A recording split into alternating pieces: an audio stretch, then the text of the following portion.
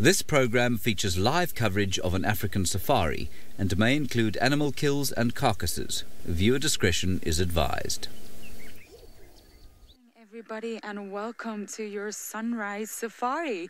And we have a very beautiful rhino to say good morning to you, who seems to be in a bit of a rush, to be honest. We're not quite sure where he or she is off to. However, what a perfect start to the morning. Now, my name is Lauren, and on camera I do have Manu today. My eyes are watering and my nose is watering, which is a wonderful, pleasant sight for you all, but it is very, very chilly here in the Mara this morning. So we're going to try and see exactly where this rhinoceros is running to. That was actually on my list of things to see today, so fabulous. We've checked it off already. Now, please do talk to us using that hashtag SafariLive on Twitter or, of course, on the YouTube chat stream. You can tell us exactly what you would like to see here in the Mara, because we have some plans of our own. Now, the rhino was actually one of my plans, and here we go. I obviously wasn't happy inside, possibly scared off thing.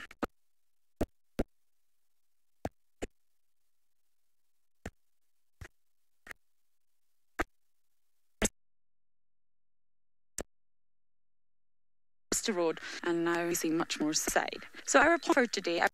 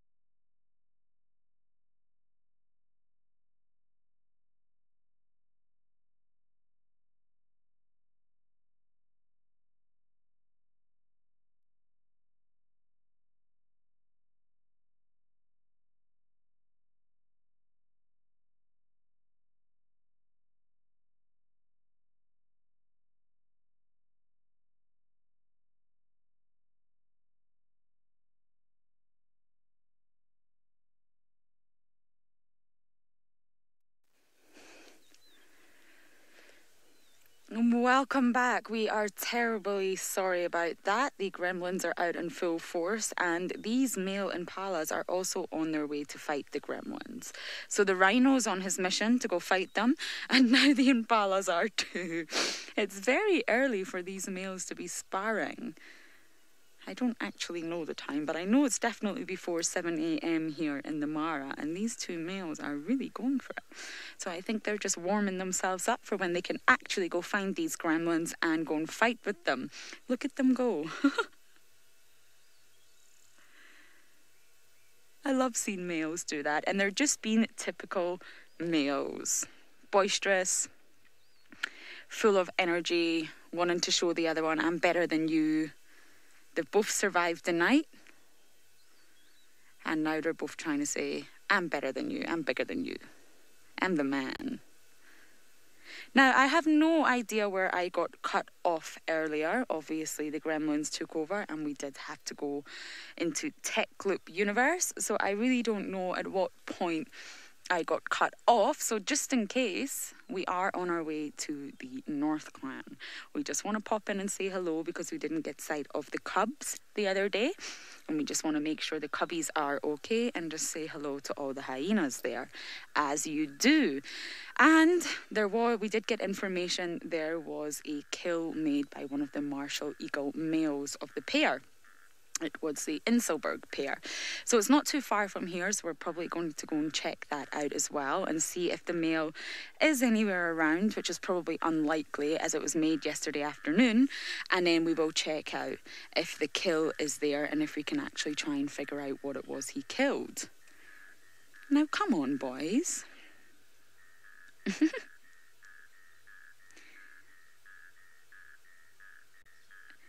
So yes, it would be very exciting if we did actually see this martial eagle. We obviously found the female the last time. That was a very successful mission, but I'm not 100% sure the male would actually be there because it has been some time since the kill was made. But as you know, it's always worth checking out here, so that's what we're going to do. It actually looks like they're dancing. Something caught their attention there.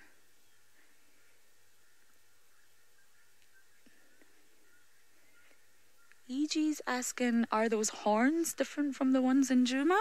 I think I got that correct. I'm not sure what you mean in terms of size or shape or the material. If that's what you are referring to, no, I don't believe they are. The horns are designed in such a way that normally, if you take a little look, you see it starts to curve. That normally means they're at 1 year. The 1 year mark is when you start to see the curve in the horn.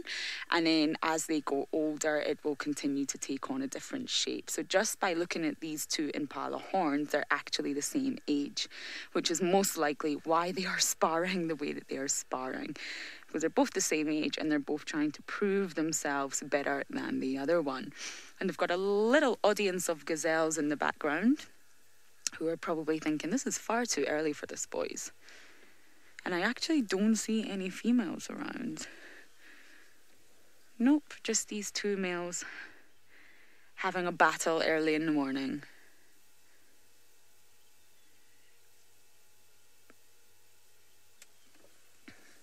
Okay, so we are going to continue onwards towards the North Clan so that we can actually get there. I do believe we are having some problems with the Juma feed, so you're stuck with us for a while, which is not a problem at all. The North Clan really isn't too far ahead, so we're just going to keep driving so that we can actually get there.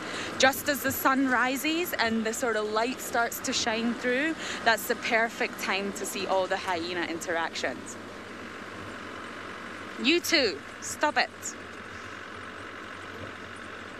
I think they're going to go on like that all morning. So yeah, this is the perfect time to start to see all the movement of the hyenas. The ones that have been sleeping will start to wake up and start to leave the den site. The mothers will start to call the cubs for suckling. It's the perfect time. So I just want to get there and see what kind of activity. Oh, look at this impala, has a horn broken. Am I seeing that right? Or am I imagining it? It could possibly. Oh, yes. Half a horn is missing. What a shame. What happened to you? So you can see the actual curvature of the horn here. It changes as they get older and as they sort of develop through the ages.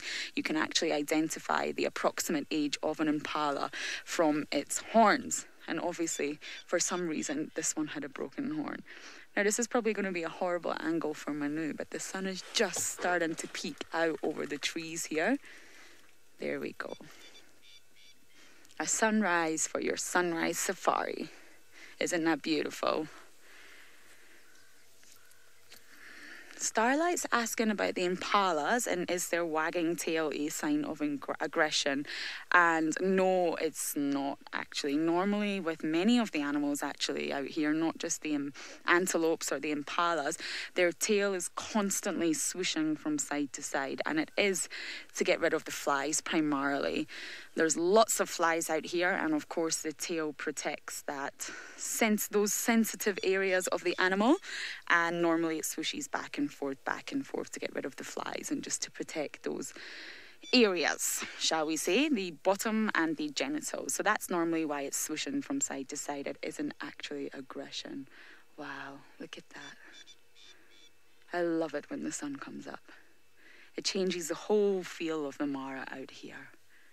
And of course it gets a little bit warmer, which would be fabulous because it's rather chilly. I'm really not sure of the temperatures today, but I can assure you it is not warm. Wow, look at that. Everything is just waking up. This is one of my favourite times to come out and drive. The transition between night and morning. And it's obviously a safer time for all the antelopes out here. So Murray has just told me that it's actually 17 degrees Celsius and 63 degrees Fahrenheit. So there you go. That is a temperature today, and it's not warm. It's the perfect Scottish summer temperature. So I should be used to it. But when you're driving and the wind is in your face, it makes it extra chilly. All right, let's continue on with our original mission to the den. Now, as I mentioned to many of you, there was actually a paper that came out yesterday, and I have it. I have the hyena paper. However, I was rather under the weather yesterday. I wasn't very well, which is why you saw Patricia's hairy face a lot yesterday, and he had some epic sightings. So I'm back on my feet today, and I actually haven't even had time to absorb and read this paper, but I do have it. That's the most exciting thing. So when I get time, I will of course go through it and share it with you as promised. I always get excited when I get a new paper to read.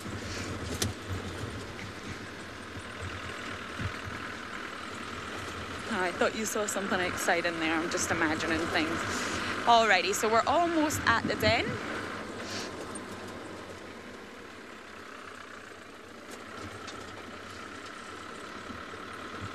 And we can see what will be happening. Now, interestingly enough, we actually saw Waffles the other day looking humongous, looking like she'd swallowed a hot air balloon, actually. Her belly was just sagging down and touching the ground. I don't know what she had swallowed, but she was looking absolutely massive around the den. But funnily enough, I haven't seen Soup around the den yet, and this is interesting me a lot. I'm not sure why we are not seeing her around when we should be. So this is one of the things that I actually want to ask the research team, and believe it or not, they're coming over today for lunch. So we are going to have a hyena lunch today at camp. Janet's asking about Waffles' position in the hierarchy, which is a very interesting question, Janet, because I guess I'm not entirely sure. She was the matriarch for many, many, many years, and of course, as many of you know, her granddaughter Soup appears to have taken over as matriarch. Now, Soup's mother was log cabined, so that's the sort of lineage, if you like, and I'm really not entirely sure where Waffles sits now. If I was to make a sort of educated guess, I would say that Waffles will still be quite high up in this sort of matrilineal society. She won't be right at the bottom of the ladder. I imagine she would still have some stance, but she's just not the matriarch anymore. So she herself will have to act submissive to Soup. So that, I don't believe she'll be right at the bottom of the ladder, or she will be a low-ranking female by any sort. Is that a hippo over there? Shining in the morning sunlight. Yes, I believe it is. There's a nice bottom for you first thing in the morning. Now, I do believe this is the one we actually always see in this sort of river around here. And every time we drive over that bridge when we're coming to go to the North Clan, it seems to get the fright of its life. And then obviously we get the fright of our lives when we see the hippo. So we're just about to cross a little bridge here, and that's normally where this hippo lies, just underneath there. And everybody gets a fright every single morning. So I'm actually glad that the hippo is out of the water this morning so that our hearts can remain calm. So yes, Janet, that was a really fantastic question. And this is exactly what we...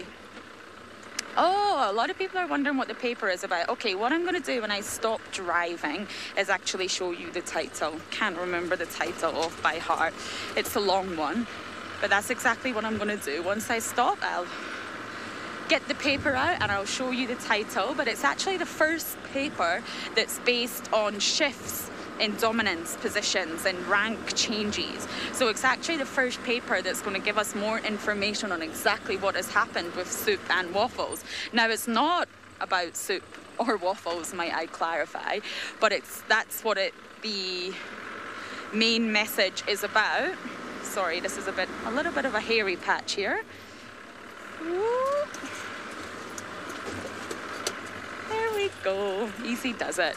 So yes, it's about dominance and rank shifts. So it will sort of give us a better indication of exactly what has happened with the North Clan.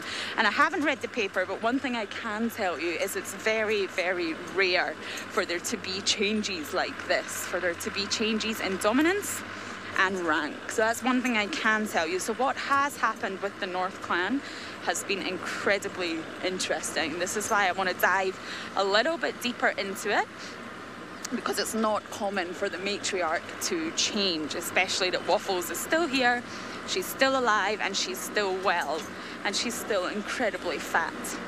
If she gets any fatter, we'll need to remove that collar. She won't be able to breathe. Now we're almost at the den. Normally you can see hyenas everywhere at this point. Jared's buddy is asking, can we access the paper? Yes, I believe it is widely available on that thing called the World Wide Web. Yes, I managed to get it yesterday, and it's completely free. Some papers you have to pay for, of course. Yes, we have a hyena. So once I share the title with it, you can look up and have a read. Good morning. I'm not going to be able to keep driving if you're lying right in the middle of the road.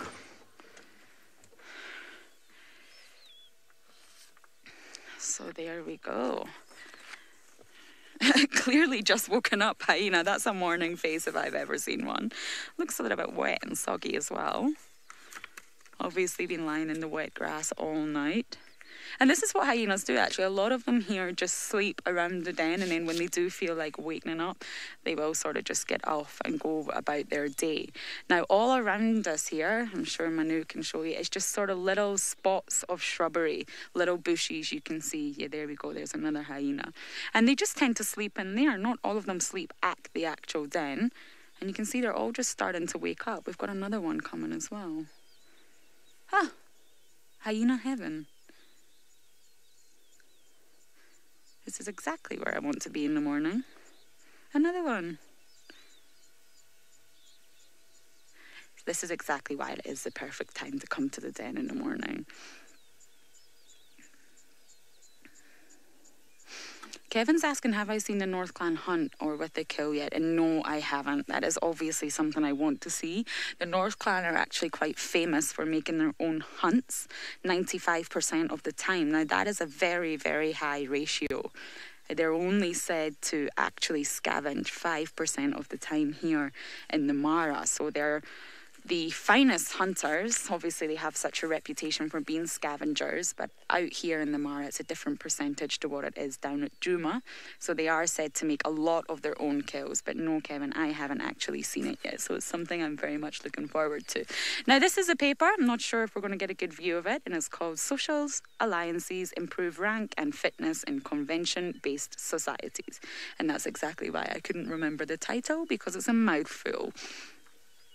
So it's available on the internet. You are all welcome to download it and read it. And I am not going to lie, I have not read it yet. I was really unwell yesterday, so I've not actually gone through it all. I'm not going to lie to you all and pretend that I have, because I haven't. So that is what I will be doing today. Now, we do have a roadblock in the form of a spotted hyena. So I'm just going to go the long way round here, because I don't think this sleepy hyena is going to move anywhere, are you? No, you're not. Oh, we've got a lot of activity here. Are they eating? Looks like they've got some food. Yeah, I didn't think you were going to move. I just need to be careful there's no hyenas in front of us. Oh, looks like there might be some food here. Potentially they might have brought back some food. Now, there is a lot of hyenas here. I'm just getting the perfect angle for you. I can see some of the cubs are out. How is this, Manu? Good. Alrighty, what an active den. Is that Miss Waffles? Yes, it is. Good morning, Waffles.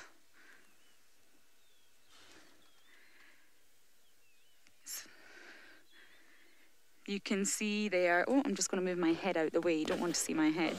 We do have Miss Waffles. Now, she isn't looking as fat as she did the other day, that's for sure. Oh, it's really, really, really good to see her at the den. And the hyena behind her seems to be eating something.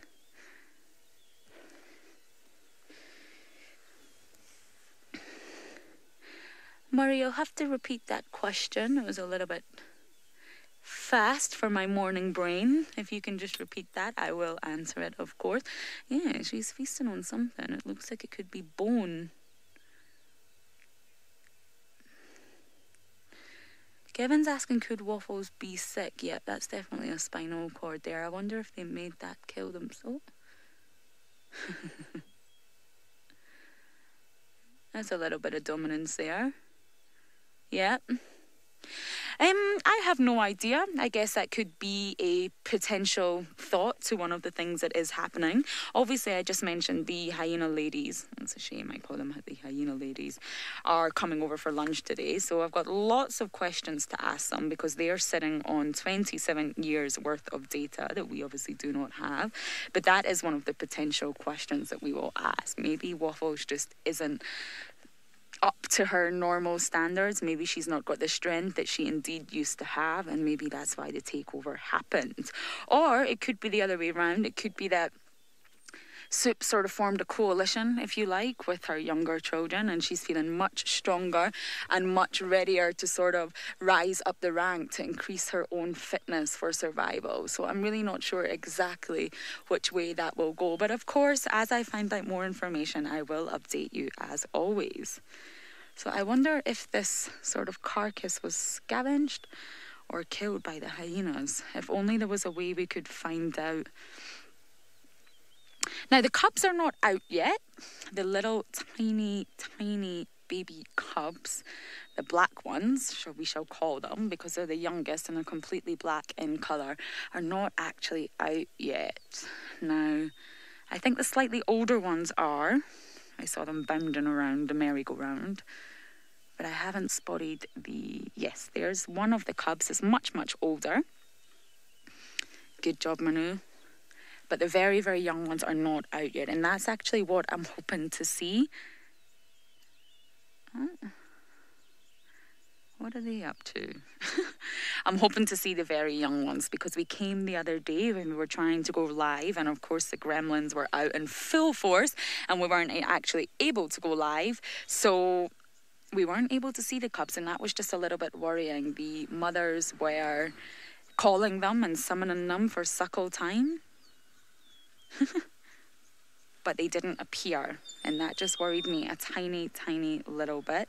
So that's why we've sort of came here to check up on them. It's always good to pop your head in at the den once in a while.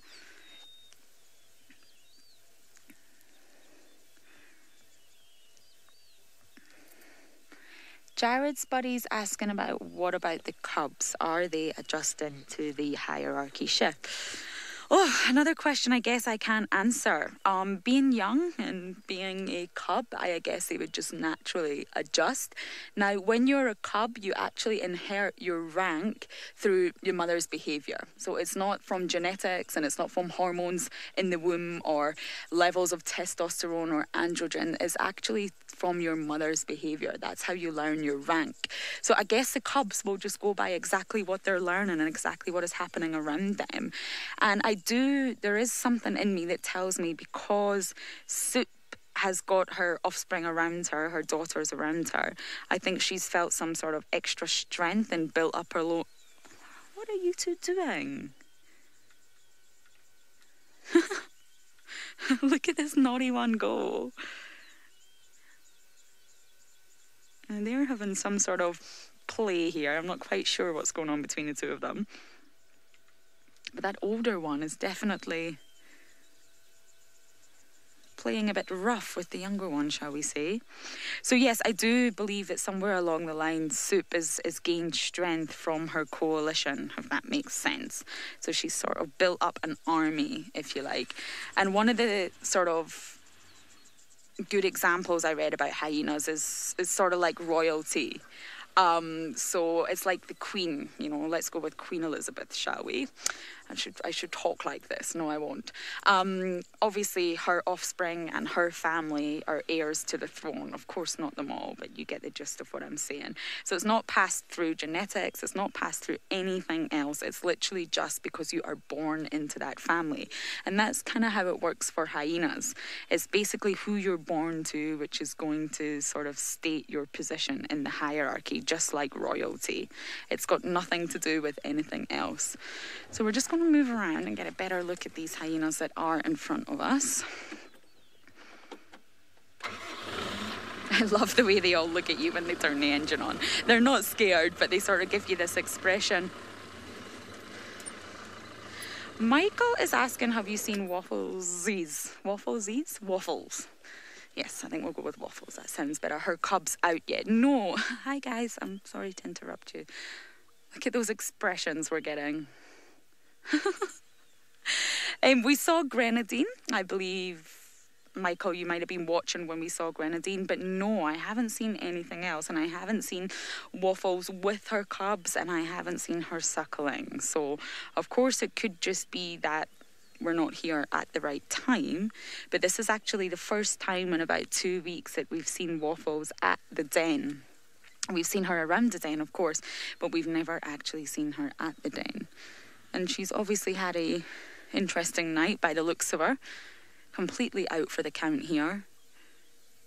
And she's obviously had her feed because the other hyenas around her are sort of nibbling away at this vertebrae that is behind them.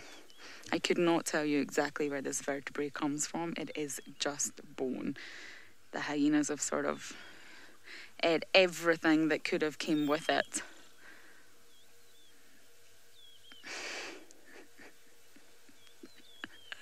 Oh, Laura Moore, you always make me laugh. What about Waffles' retirement plan? Well, again, another great question.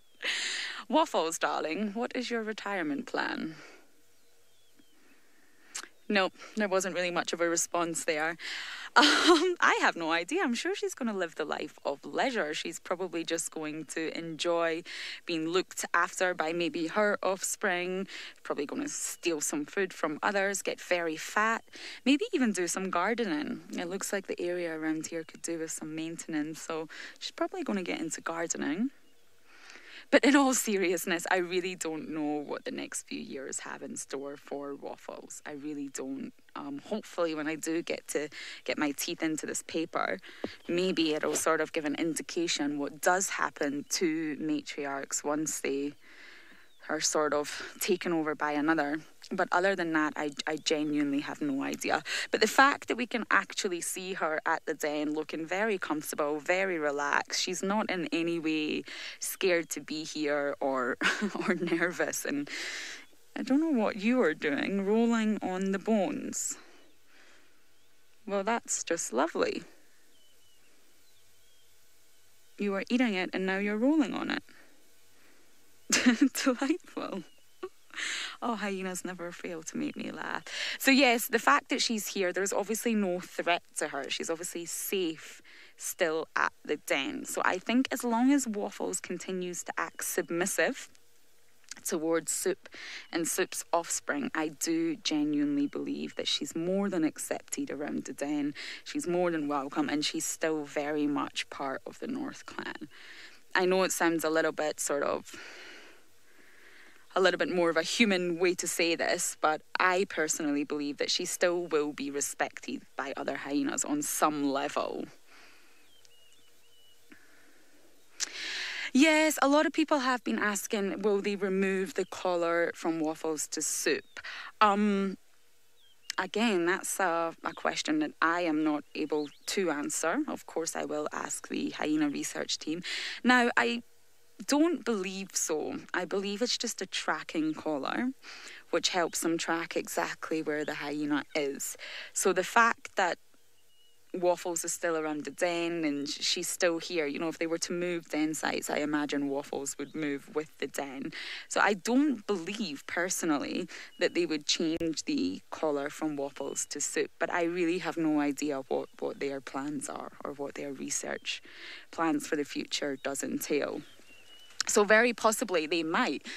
But for now, I don't think so. But yeah, like I mentioned, if Waffles continues to get fatter and fatter, that collar is not going to fit. Now, this cub's causing a lot of trouble over here. It's really annoying the older ones.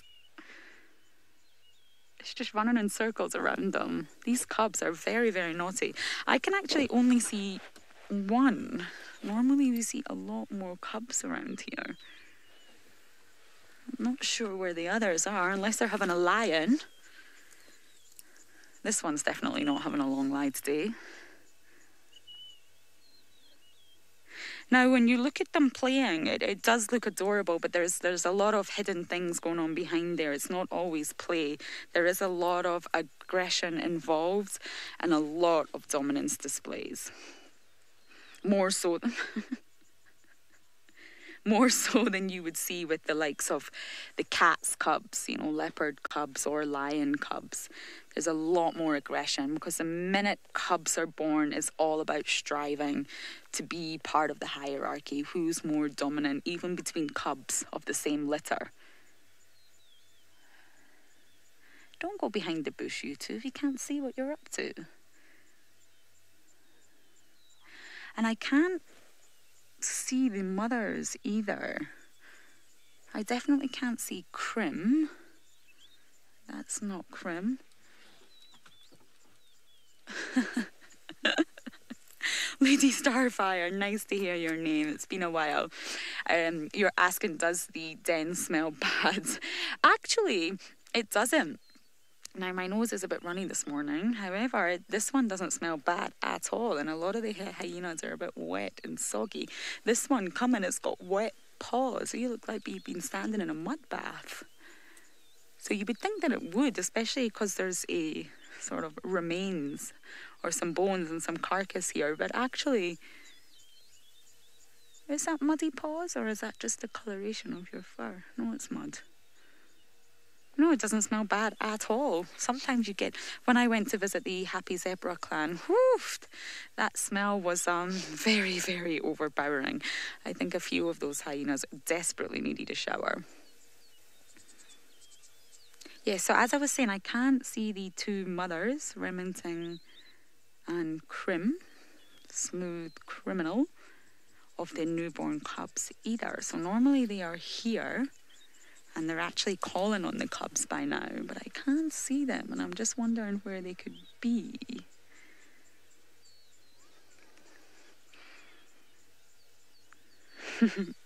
Paula's asking, any idea where that spinal column came from? Oh, your guess is as good as mine. I really have no idea.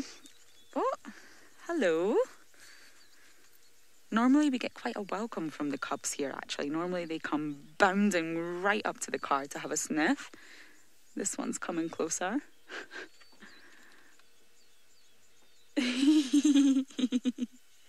Hello.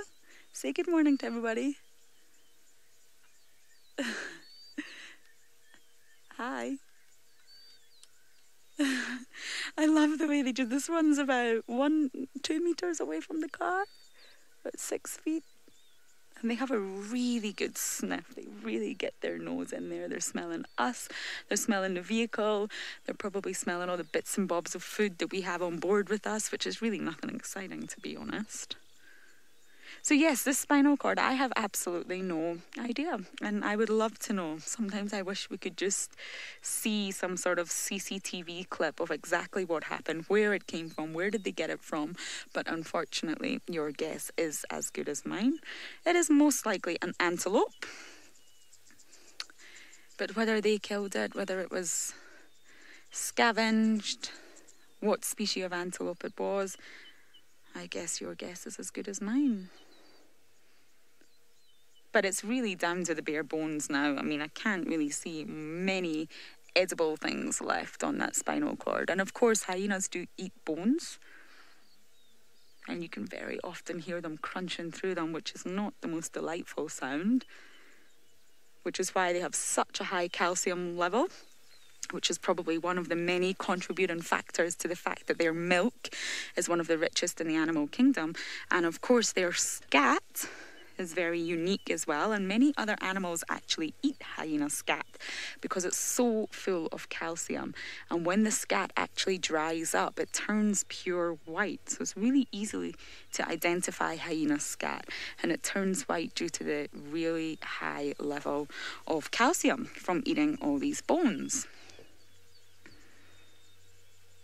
The milk is actually not only high in calcium, it's very high in protein, and it's got a very, very rich fat content. So that is why it does get the title, the strongest and richest milk in the animal kingdom. And that is why the young cubs are actually fed on milk for so long. One, to protect them from the meat until they're sort of ready and strong enough. And the milk is just so nutritious that they can actually sustain themselves on that for quite a long time. Now, Rob, I think, was asking what's the lifespan of a hyena. Now, it's generally said to be up to 20 years. They're not really said to live much longer than 20 years. And Waffles is definitely older than 10. So I don't quite know her exact age, but she is sort of reaching the other end of the spectrum. So she's probably had a very full and very long reign at being matriarch, and maybe it is time now just to step down. There's maybe others who are fitter and much stronger than her now. I'm just trying to count how many hyenas we have around us. 1, 2, 3, 4, 5, 6, 7, 8, 9. I can see 9 hyenas surrounding us right now. No sign of the mothers or the cubs. Where have they gone? It's been I think it's been 2 days since I came here. And the day that we were here, of course, we were not live. I mentioned that. We were trying to go live, but it wasn't happening. And yeah, so I'm not, that was the time the mothers were calling them and they weren't coming out. So I hope nothing has happened. I really hope nothing has happened. Every time we come here, the 2 mothers are here right on time, trying to get the very, very young cubs to suckle. And they go right up to the den entrance and they summon, that's the right word, summon the little cubs out. So why are they not here and why are they not doing that?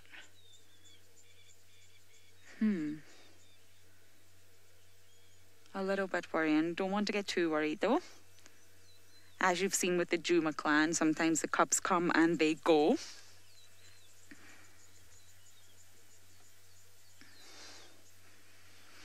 Anna Marie's asking, do hyenas have a higher calcium requirement than other animals? I'm not sure if they have a higher requirement. I don't think it's necessary that they consume this much calcium. I just think they do. There's lots of play going over here. Yeah, I just think that they naturally do consume so much calcium from their diet that it does turn out that they have a very high calcium content in their bodies, in their milk, in their scat, but I don't think it's a requirement, if that makes sense, that they need to eat that. They're just very resourceful in what they can eat. They just make the use of absolutely everything, from bones right down to, I think hyenas have even been recorded eating horns. Now, I've seen hyenas at a carcass that purposely leave the horns of, like, let's just say an impala, for example.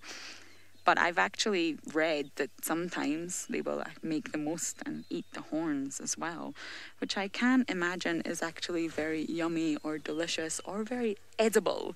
But there are records of hyenas eating the horns. So I just think they're incredibly resourceful and they make use of every little part of the carcass that is available. What is going on with these lots? Now, what you will see at a kill or at a carcass is there is an actual feeding hierarchy.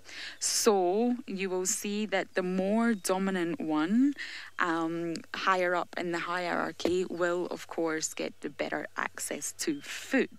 So, although I mentioned that your sort of place in the hierarchy, if you like, is given to you from birth, it's who you're born to, you will actually have a better advantage anyway when you're born if you're higher up that chain, because it does tend to be the more dominant ones that get the first digs at the carcass.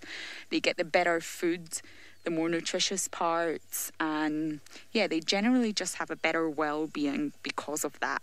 So the offspring, of course, are going to have a little bit more of an advantage than the offspring of those of a lower ranking female, for example.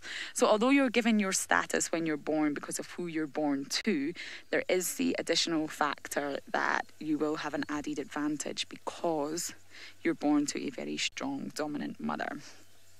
So although it's not genetics that pass on your sort of rank, there is genetics a little bit at play in the fact that you will have strong genes from the mother. I do think I got asked another question there, but I wasn't paying enough attention. I'm sorry, Murray. You are welcome to repeat it, and I will pay attention this time, I promise. I'm surrounded by so much hyena action.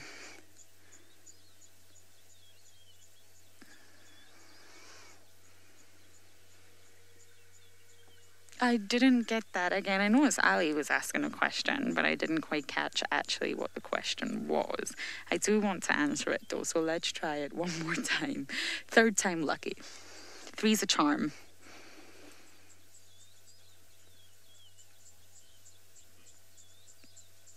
I think the question is around, would fighting among the hyena cubs lead to death? I'm going to go with that. I'm going to say that that's what the question is. If you're actually to read a lot of textbook about hyenas or papers or, things on that thing called the World Wide Web, it will actually say that within twin litters, which is the most common within hyenas, they normally give birth to 2 cubs, that they will fight, especially if it's 2 females. The more dominant one will be much stronger and will heavily affect the other one, and they will fight, and very often one dies. I don't actually believe that this is true. I've also had many chats at length with Jamie about this, and I think she agrees with me. I don't think the hyena cubs fight to death. However, it is natural within twin litters, especially of the same sex, but also of different sexes, where the more dominant sibling will actually sort of skew the milk ratio. So they will be so dominant, they will actually make sure they get the most of the milk and the sort of more nutritious parts of the milk, and the other sibling will be left with the sort of drizzle leftover milk that might not be as strong. So in terms of that can seriously affect the submissive sibling, and they can naturally become weaker and maybe more susceptible to different things that are going on around them. But as for a sibling killing actively killing another sibling, I really don't believe that happens as much as it's sort of said in the sort of textbooks and all the different things that you will read online. So there's definitely aggression and dominance displays within siblings. But as for actively killing one another, I personally really don't think that is the case. It's just an innate drive for survival of the fittest, and the more dominant one will just have this drive to sort of overtly be aggressive and just take as much milk as it can. So I hope that was the question, Ali, and I hope I did answer it. But there has been, of course, records of siblings killing one another. There's always the sort of exceptions to the rule, so there is records of it, but I don't believe that's what generally happens within twin litter. Hyenas have also been recorded to actually have 3 cubs at one time, which is highly unusual, but there is records of it. But there is only 2 functioning nipples, so again, that would create difficulty among the offspring. There would probably, most likely, one would die in that case, because there would be a dominant one, a submissive one, and they, of course, would be the ones that would latch on to the mother. Lee's saying very different dynamics to the Juma clan. And yes, indeed, the Juma clan actually seems much simpler, doesn't it? When you think of Corky and her crew, oh, I miss you, Corks. I do watch and check in on you now and again, but I do miss you. And it just seems a lot more simpler, most likely because it's smaller. Now, I have the whole list of this clan from the hyena research team, and I do believe there are up to 77 different members of the clan, including males. Now, that is a lot of hyenas. So the North clan is very famous for just being a very long-standing, multi-generational clan. And yes, it is way more complex. I'm also trying to still learn who is who, slowly getting there. But the Juma clan definitely is easier, and I do think that is just down to size. But of course, with this recent matriarch takeover, the North clan's really putting themselves on the map here. I'm sure they'll become very famous. Rosemary's asking about the appearance between the Juma clan and the North clan, and this is something that I've actually mentioned quite a lot. I'm really not sure of the reasons why, and I don't want to offend the Juma clan here, of course not. They're my number ones. But yes, they do look different. And the North clan looks slightly better, shall we say. They look a little bit healthier and fluffier and hairier. They have a nicer pelage, if you like. I'm just watching this interaction between Waffles and another. So yes, I do feel that the North clan hyenas definitely look better in terms of the beauty contest. The North clan would probably win. Corky is definitely no looker. She's got a face for radio, as they say. However, the North clan are still beautiful in their own way, but they don't look the same. And it obviously must be down to environment and diet. I mean, I can't foresee any other explanation as to why they would look so drastically different than they do. They're obviously both the same species. They're both spotted hyenas. They just have a different look about them. Now, if you think of the Juma clan and Corky and Pretty and Ribbon and June, a lot of them all have sort of notches out their ear and scars. I mean, if you even think of Pretty's right cheek, is it her right cheek? Yes, it is. She's quite heavily scarred. So to me, it appears, this is just a guess, it's just a personal feeling, that the Juma clan could potentially enter into more battles than the North clan here. And that could be down to the sort of, like I mentioned earlier, the ratio of feeding. So in Juma and the Kruger, the hyenas are said to hunt 50% of the time and scavenge 50% of the time. So it's 50-50. Whereas up here in the Mara, the hyenas are said to hunt 95% of the time and scavenge only 5%, which is a very, very low percentage. So maybe it could be down to that because they actually hunt for their own food, they don't engage in so many battles with other animals or each other or other clans, and they're just eating a lot of fresh meat. That could be the sole reason that they do look very different. I don't see many ear notches or scars or, you know, markings on these hyenas as I do in the Juma clan. Oh, Waffle's going right up to the entrance of the den. Just having a little sniff around. Oh, that wasn't very exciting, Waffles. You were just looking for a different place to nap, weren't you? So yeah, that's actually how I find it so easy to identify the Juma clan. Not from the spot pattern per se, but I actually find it really easy to work out who is who from the scars on the faces and the ear notches and all these markings. And this is why I think I find it a little bit trickier with the North clan, because they're actually much healthier. They don't have all these scars and notches, and they're much hairier and fluffier, that the spot pattern doesn't stand out as much, to me anyway. Maybe others will feel differently, but I feel the spot pattern's much easier to identify in the Juma clan than it is here in the North clan.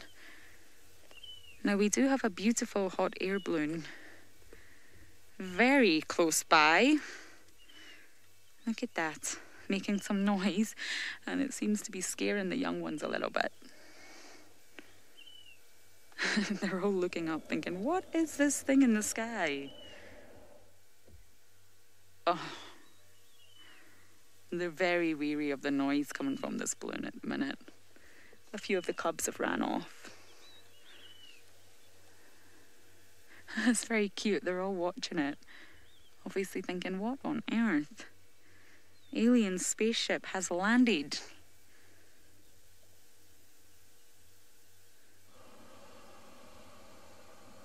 Oh, what a beautiful sight in the morning.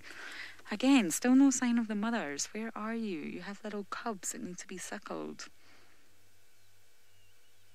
Now, it can obviously be the case that when the mother hyenas actually first have their cubs, that they don't bring them to the communal den straight away.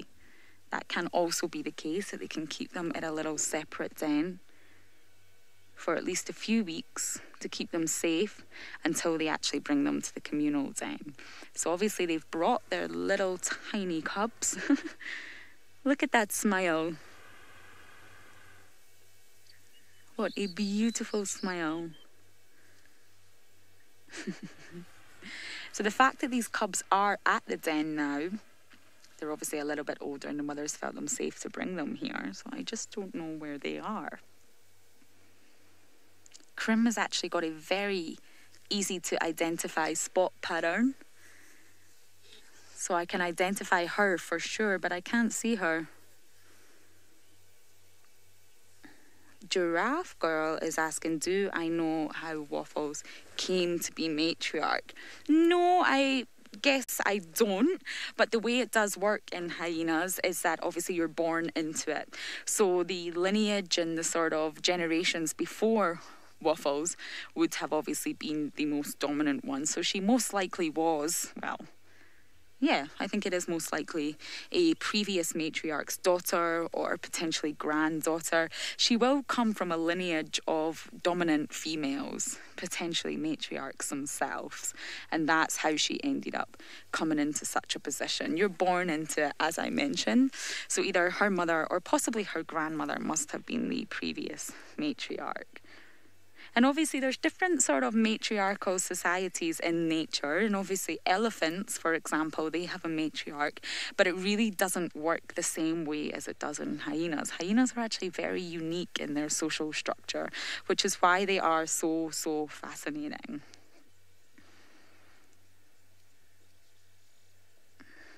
So, yeah, I really don't know Waffle's story, actually.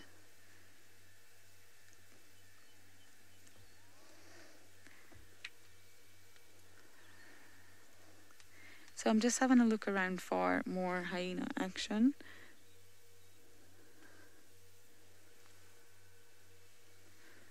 So we did actually just pop in here to say good morning. We do actually have plenty other missions that we do want to jump on board. And this is what happens when I come to the hyena den. There's always so much happening. I find it hard to leave and I end up getting stuck here. So maybe we can just stay here a little bit longer.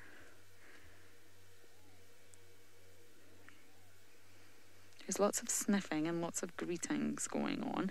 And when you see a greeting ceremony between hyenas, it actually shows that they are both familiar with one another and they are both from the same clan. If an unknown male or even an unknown female was to approach and try to engage in a greeting ceremony where they sniff and lick one another's genitals, it wouldn't be welcomed, it wouldn't be accepted. So probably the intruder would be chased away. So when you actually see it happening, you can be aware that these hyenas do know each other and most likely they are from the same clan. So I think that's what was going on in the bushes there, a lovely little greeting ceremony.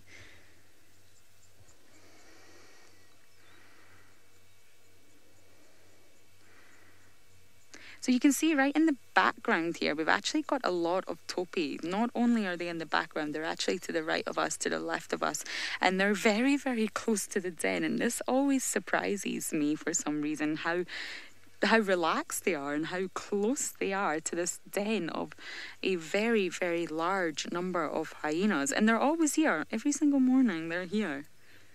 It doesn't seem to bother them that there's hyenas right next door. There was actually one not too far away from the den when we first arrived. There's actually one right over to the left of us with a hyena walking towards it, and it doesn't seem to bother at all. That really fascinates me. I'm not sure if I was a topi I would want to be relaxing and grazing this close to a very active hyena den, but then again, I'm not a topi, so I really can't answer that question, can I? It looks like the spinal cord has been demolished and finished. It actually looks like quite a big one, to be honest. I imagine this would be from a rather large antelope. Just a guess, though. Of course, I have no background information on it, but it seems like they've all demolished it, and the spinal cord and the bones will just be left here, I think, as a little decoration to the den area. Now it looks like we've got some calling at the den entrance. And again, I still can't see these tiny little cubs. Where are you guys? I came here to see you. A little bit worrying, but very, very, very good feeling to see Waffle sitting right at the entrance there.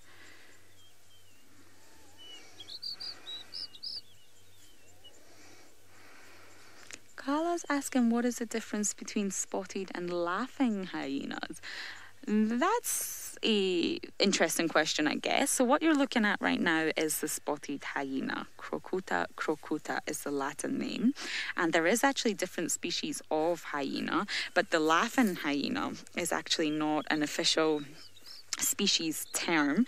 They obviously get this name from the sort of vocalizations that they do make. Now they do sort of, I think it's best to call it a giggle, and it is just one of the 14 different vocalizations that they make, and it sounds like someone's really, really giggling, really, really laughing.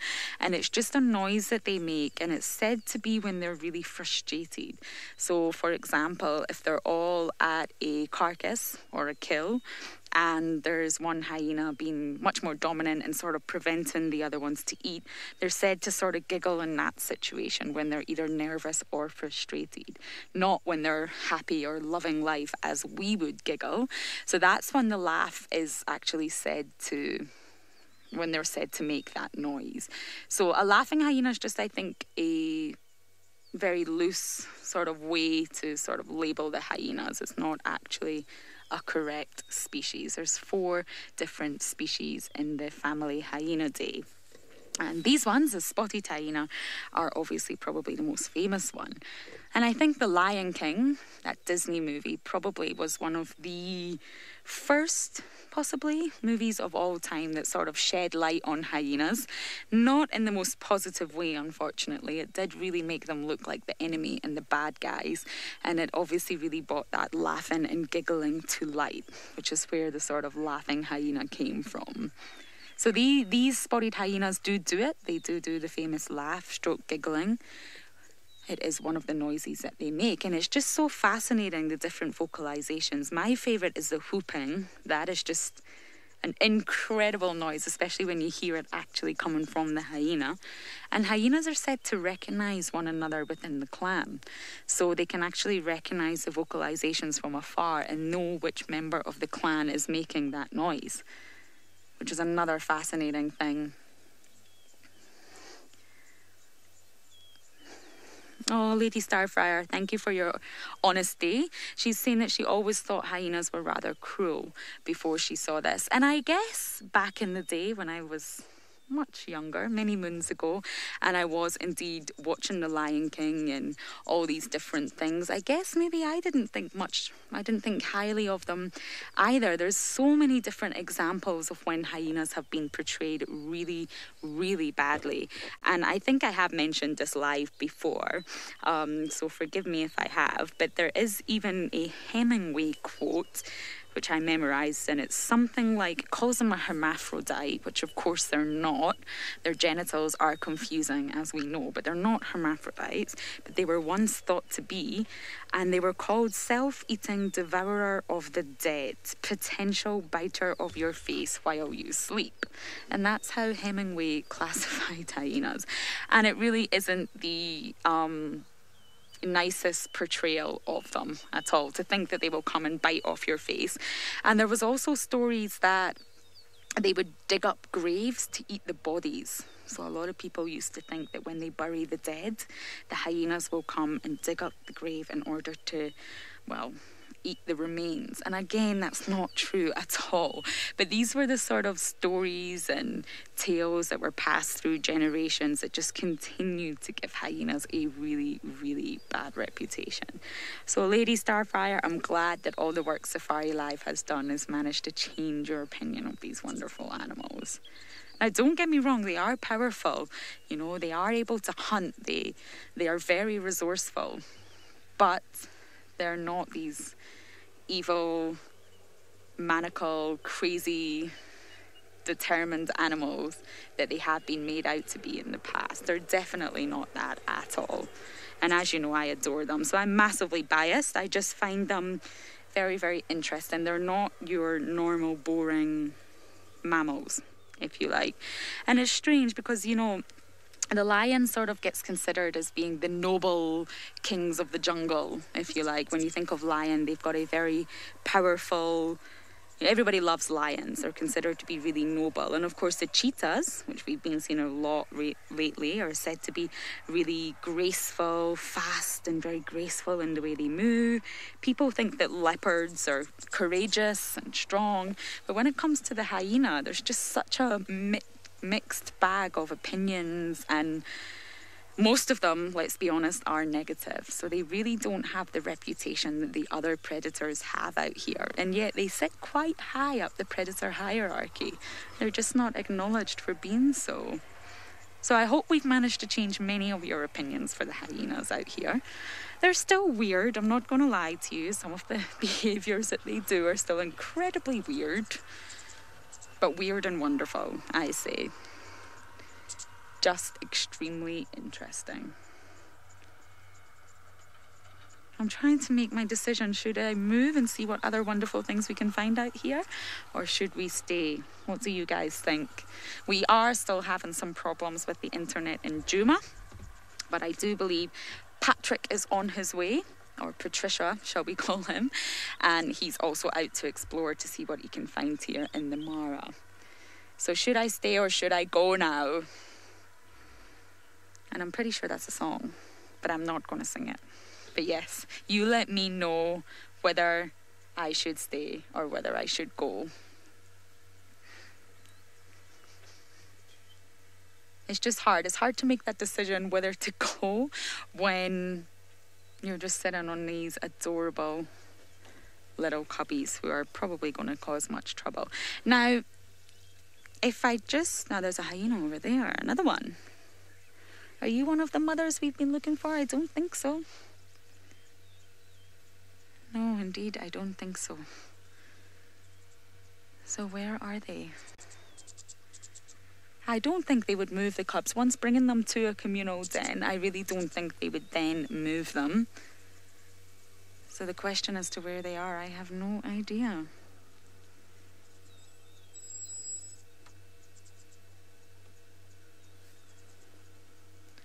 And Karen's saying, no, don't move.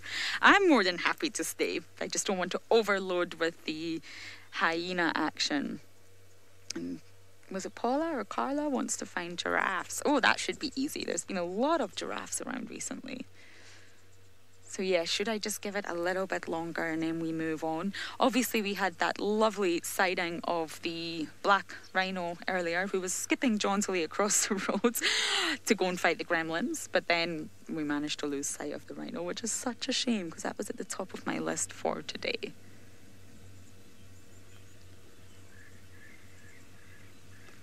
Oh, Lady Starfire's put a really good idea. Go for a bumble and then come back. That's actually a really good idea. We probably should maybe check out this Martial Eagle kill because it's not too far away. I don't know if we will find anything though. It's possible that we might not, but I think it's definitely worth checking out. And you never know, I guess the male Martial Eagle could be there. Okay, everybody's good with me going for a bumble and then coming back. So let's do it. Now, Manu is actually the one who knows where the location for this kill is. He has it in his phone, so he is going to direct me. He just gave me wonderful directions there. Thank you. Right, bye, hyenas. It was so lovely to see you this morning. I'm actually waving at another vehicle, not the hyenas, but I will wave at the hyenas too. Bye!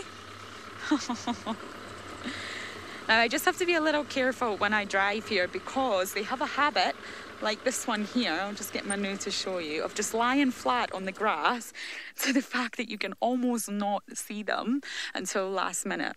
And they're really not scared of vehicles, so they rarely move when you come up to them. See, you can hardly see that there's actually a hyena there. So this is why I'm going to drive with extra caution. Running over a hyena is not a good idea. And then once we get out of this area, we're going to head towards the Martial Eagle. Now, for those of you who maybe weren't with me on that last bumble, I'll just give you a little bit of an update on the Martial Eagle project. And if you have heard this, I apologise. So we are participating in a wonderful new project, the Mara Raptor project. And the website's not quite ready. It's just sort of lifting off the ground. And there is actually 8 tagged pairs of Martial Eagle. So males and females, of course, the pairs. And they're well known. There's a lot of background data on them. Oh, I think I go this way. See, I'm too busy talking that I'm forgetting where I'm going. So they're well known. There's a lot of background information on them all. And the type of tag that they have is so highly specialized that it actually feeds back data of when these birds are making a kill. Now, the leader of the project is actually messaging me as soon as they know that there's been a kill with the coordinates and which pair it was and if it was the male or the female. So we get all this information, I get it on my phone, and then we just go and check it out. So the last time we got information that the Mara River female had made a kill. And we went to the exact location and we couldn't see what it was she has killed. It had rained quite heavily during the night, so we couldn't find the kill itself, but we found her. We found the Mara River female, and she was beautiful, and she was still very closely watching over her kill. So we're going to head in the direction of the male, the Inselberg male's kill, and see if we can indeed find anything. Any evidence of what it is he might have killed. Now, they think it might have been another bird, a very big bird, but they're not sure. So it's kind of a bit like a mystery to go and see exactly what it is they've killed.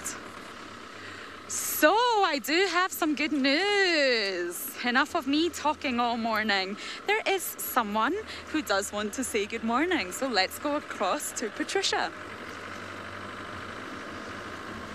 You can go down. Oh.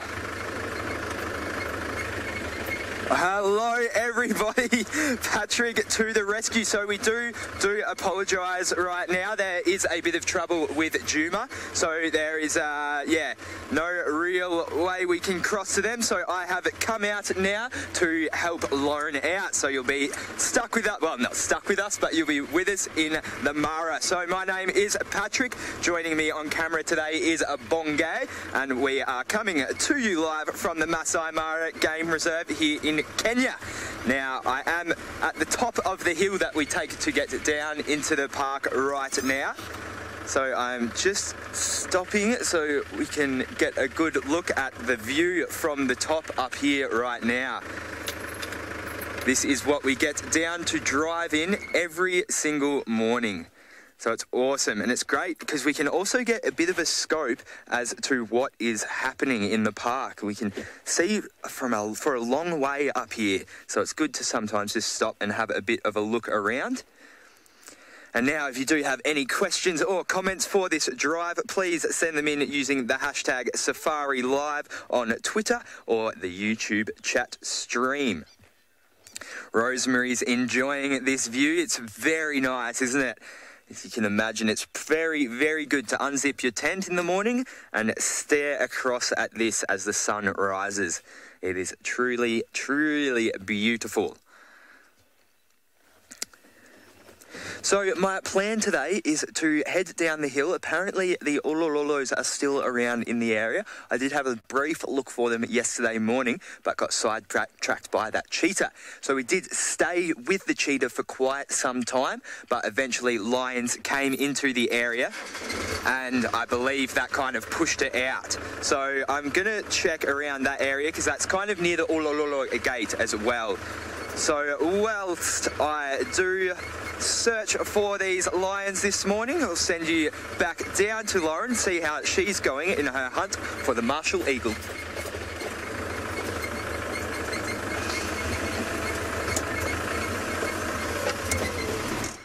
Oh, Patrick is fast becoming the Lion King.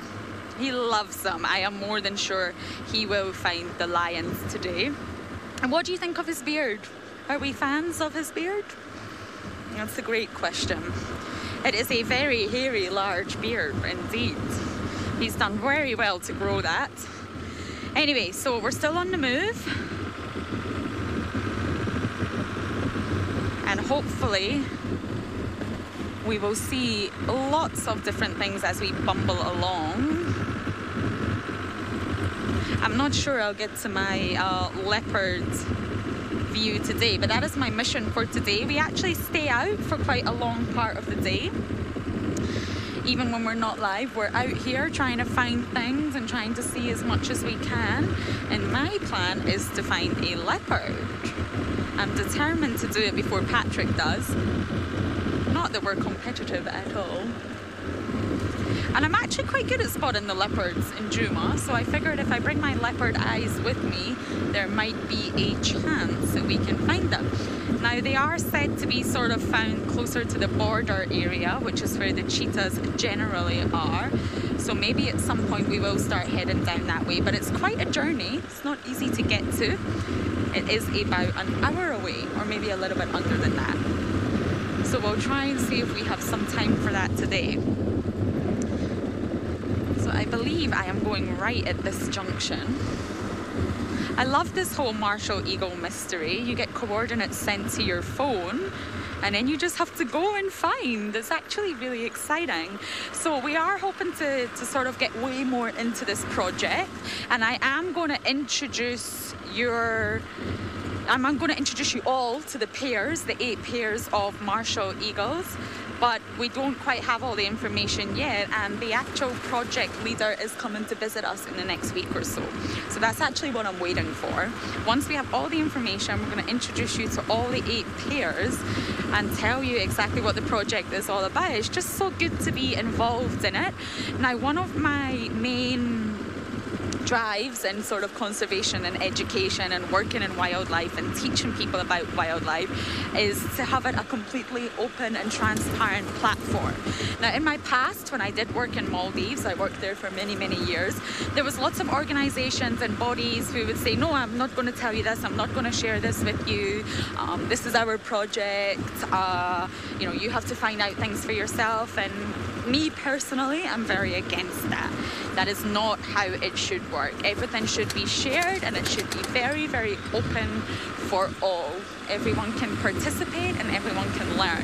So that's one of my biggest things about here, and that's why I'm doing what I'm doing, to be able to share it all with you, of course. I don't agree in people sort of retaining information and retaining things to themselves, which unfortunately is how it works in certain areas of the world. And it was how it worked in my past life, unfortunately. So my point was that it's great to be involved in these different projects. We regularly collaborate with the hyena research project. We regularly collaborate with the cheetah research project out here, and now the Mara raptor project. So it's very exciting. And of course, we're out here for many, many, many hours of the day, which means that we're sitting on so much information and we see the most amazing things, that it is important to share it back to those relevant people.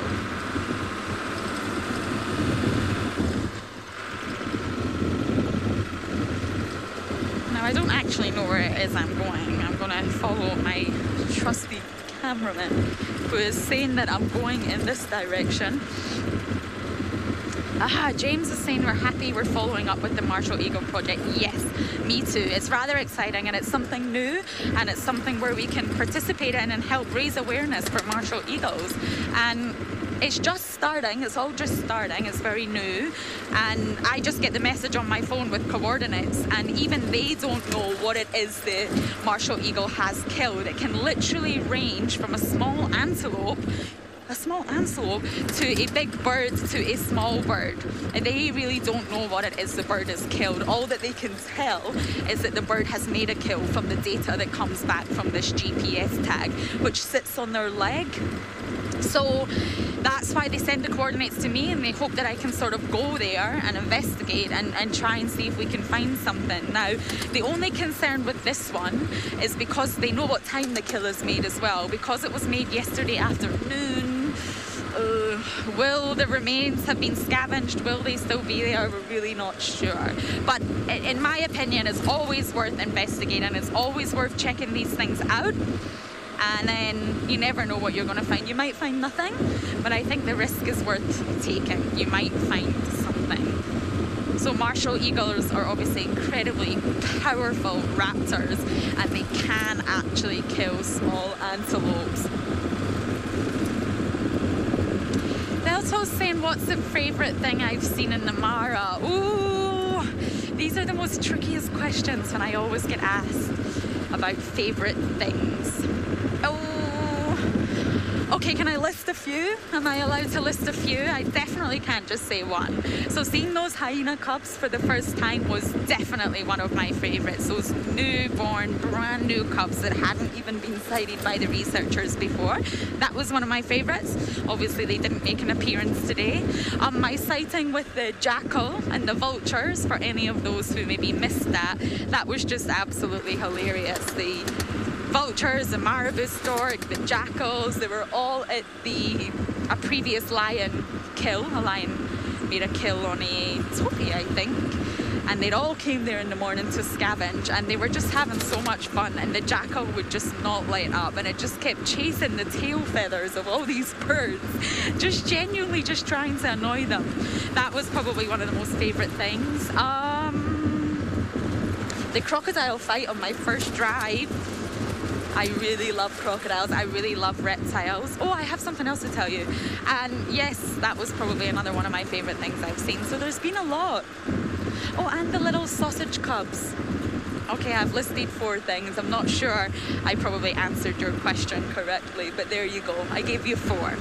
So yes, another thing I had to tell you all was we found a huge leopard tortoise in camp yesterday.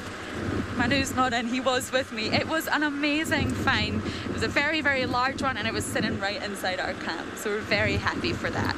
So, we need to go and see exactly what Patricia is up to while I try and find out exactly where I'm going, because I think that would be incredibly useful.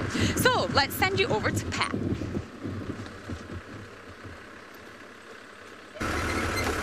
Thank you, Lorenzini. Can't think of a masculine name for you right now, but that will come in time. So, I am still down kind of near the Olololo gate now, because apparently in this area there is a Olololo with 3 cubs. Very close to here, so I'm just keeping my eye out. After last night I've got a bit of cub fever and I don't want the streak to end. So I have come down here, excuse me, I've come down to have a look. So if anyone didn't know what happened last night, I was following the albinos. They had just killed a small antelope and had devoured it. And then they were walking along and I heard some contact calling. And I was thinking maybe they might actually be looking for their cubs. And we followed them, and eventually they took us to their little den site and 3 fresh little faces popped out. It was definitely one of my highlights here in the Mara. I was very excited to find them. So hopefully we can replicate that this morning with the Olololos rather than the Owinos. Start to get a good picture as to where all of these little cubbies are. It was actually quite the cat day yesterday. What day was it yesterday? It was, geez, I'm out of whack. What day is it today, Monke? Wednesday. So yesterday was Tuesday.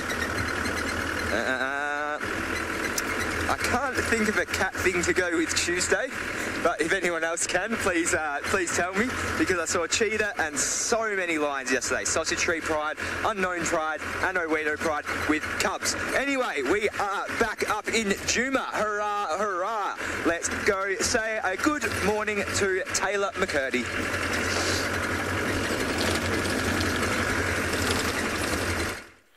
Hello everybody from the great Juma Private Game Reserve, where, well, we've been struggling with internet gremlins. Thank you so much to Patricia and Lawrence for holding the show in the Mara.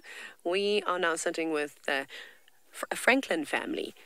Look, there comes one little one. Well, it's not teeny tiny. There comes another one. Will there be a third that joins the family? Are they triplets?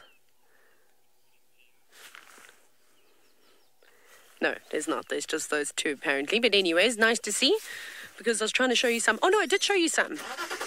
Quite close to the Gari Gate, if you remember, like that. Not so long ago, actually, a few days ago. Sorry, birds. We're going past. We're going to go check Buffelshoek Dam and see what's happening there. Sorry. Off the crested Franklins go. It's good to be back. Shall I introduce myself, just in case there's some new viewers? My name is Taylor McCurdy, and on camera with me today is Craig. And we have a caterpillar as well. Look, can you see it, Craig? I don't know how I have to turn the car. Is that fine? Ah, yes, I can see. We have a very, very small little caterpillar. Look at that. Look at all the things we're finding for you today. Very, very nice. One that you don't want to touch. Just sitting on the edge of a bush willow. Looks like it's moving around a little bit. What are you doing, caterpillar? I don't know what it is doing. Doesn't look like it's eating anything. Got its sort of head in the air. Oh no, it is. It's eating a leaf. Sorry, it's an optical illusion there. It's actually on the underside of a leaf. From where I'm looking, I thought it was on that stem. Aha, so it's upside down. Very interesting. Just gnawing away. I feel like I'm on bushwalk now. I'm taking all of Sydney's content. Funny that I just said that, because that is exactly where you're going to go. And hopefully if Sydney finds a caterpillar like this, you'll be able to have a closer look.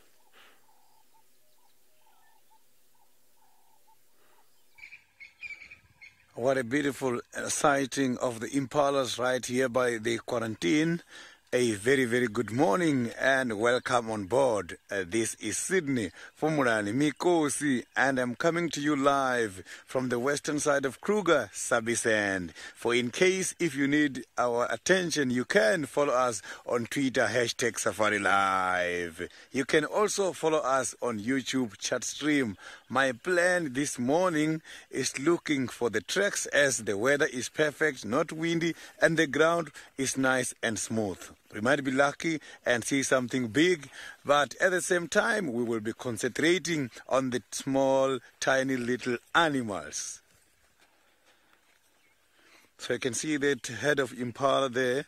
They are heading much more towards that direction. There were some baboons, so they are just keeping an eye on the baboons. There's baboons who just gone past here, going towards that side. So impalas, they are climbing the high elevation from the top of the biggest house in the world, the termite mound. They are looking at the baboons. So we will just keep moving and see if we cannot find tracks of other animals who might be looking also after the impalas.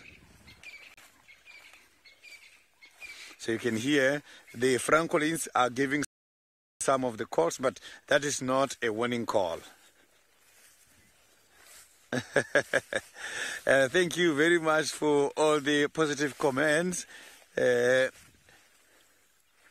Dung beetles, I'm sure they must be active this morning because it rained yesterday and the ground is very wet.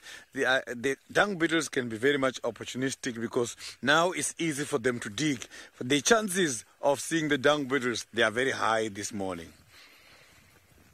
I haven't seen dung beetles for some time now. I'm very concerned about the lack of dung beetle sightings these days.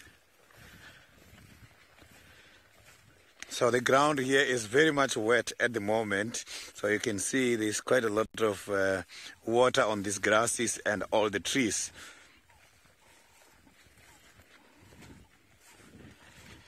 So the small, tiny little insects don't have to go.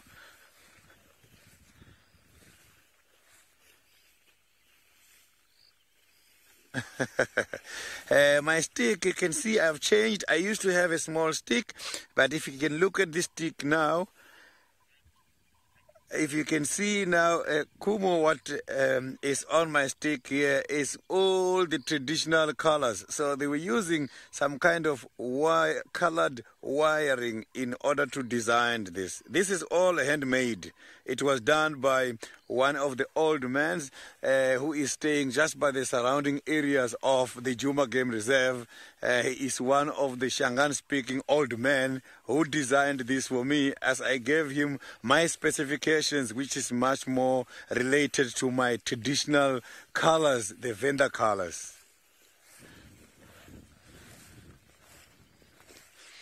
So now, while I'm looking for the dung beetles and more other interesting insects, let's go back to Taylor.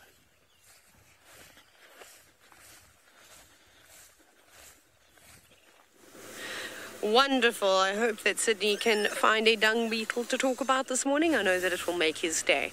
We are now on Guaripan Road. We're just having a little look around. So early this morning, we followed some lion tracks. They went all the way down. They were, oh, don't fly. Okay, I'm going to find some more birds. We tried to put some birds on a moment ago, but then they flew away. So we had some lioness tracks. They went all the way down Twin Dams and into Little Gowrie. And then we had two sets of male lion tracks. They didn't look like huge feet, so I think it might be the Nkuhuma male and the Mangane male together. And I think they went bouncing about. They were on Shida cut line at one point, and then they crossed into Buffelshoek, the two of them. So all on top of the rain. So there was lots of things going on last night. The lions didn't roar much, though. We didn't hear anything. They just sort of stealthily moved through Juma and then out again. And then we checked on Chitwa very quickly to see if they weren't at Chitwa open, you know, near the dam. They weren't. It was a beautiful sunrise, though, here, like a fantastic one, in fact. And then that's it. That's all we went into Torchwood for a bit. Not even one animal track, so yeah, so don't worry if you think that we've had all sorts of exciting things. We haven't. What did you find? Craig says something smelled like dogs. I'm going to reverse. Tell me when you smell it again, Craig. You could be right. Maybe there are wild dogs here. I haven't been concentrating. I'm just talking nonsense.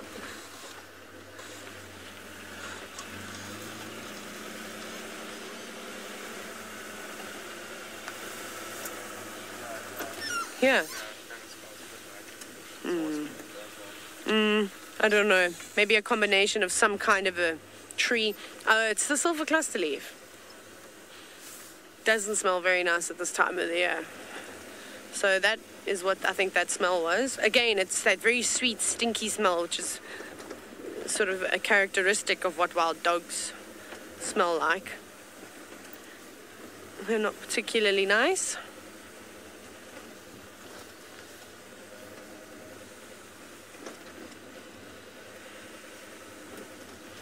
We're just going to bumble very slowly so that we don't miss any animals. Maria, are you still there? Final control's gone out to make a cup of coffee or tea right now. I think that's what's happening. Must be. Weird comms.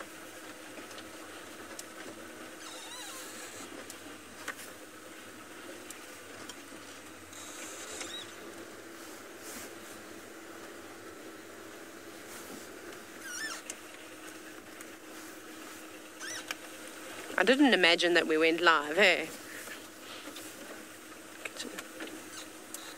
I can hear you now, Murray.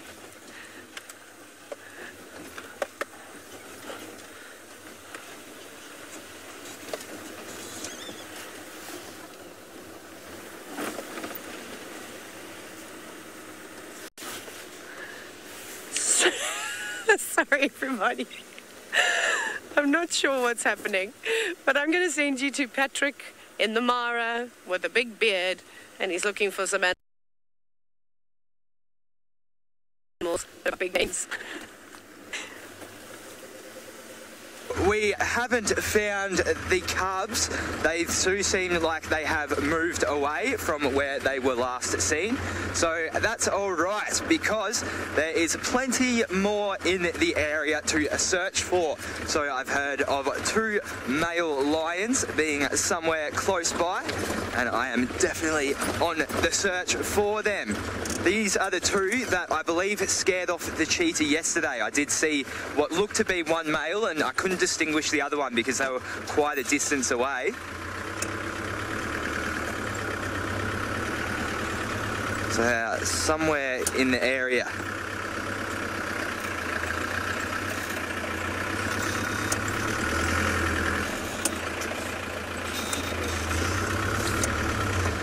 So this is, yeah, where we saw the cheetah yesterday, and I can see why a cheetah might want to come here now. It's very open down this way, and I'm seeing a lot of Thompson's gazelle on the horizon. Well, not even on the horizon, you know, close to where we are, which are the preferred prey of a cheetah. And I have heard that it is still around the area too, so if I find these lions, then I may also go for a little bit of a cheetah hunt as well. I was, patiently waiting yesterday with this one. I waited with it for about 3 hours after we went live, but it was just too hot. It's for the animal to really move, and so it was flat the whole time. Anyway, Sydney Fumalani Makosi is looking for something completely different to lions. Let's go down to Juma and see if he's found us a dung beetle yet. For all these tiny, small, little insects here, including the dung beetles. And here I have got these very beautiful droppings here. This is food. Now this one is just food for the flies, I can see. But when looking at this dropping, I know it can cause a lot of confusion, because if you look at it, it is more like the buffalo dropping. But it's not a buffalo dropping. animals sometimes, because of feeding on nutritious grass, some they do experience a running stomach, and some they eat quite a lot of soft grass materials which can be digested finally into these very soft, like kind of pap. So this is from the blue wildebeest.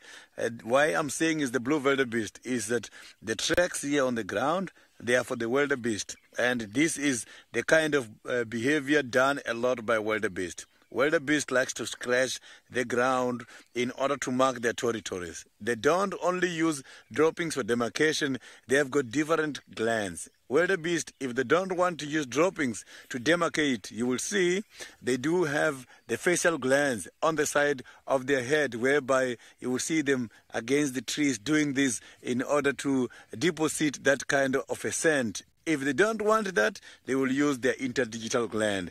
The wildebeest are watching us here when we are talking about them on this kind of a territorial spot demarcation. Wildebeest are some of those animals who's got a very poor eyesight but good sense of smell. The wind is on their favor.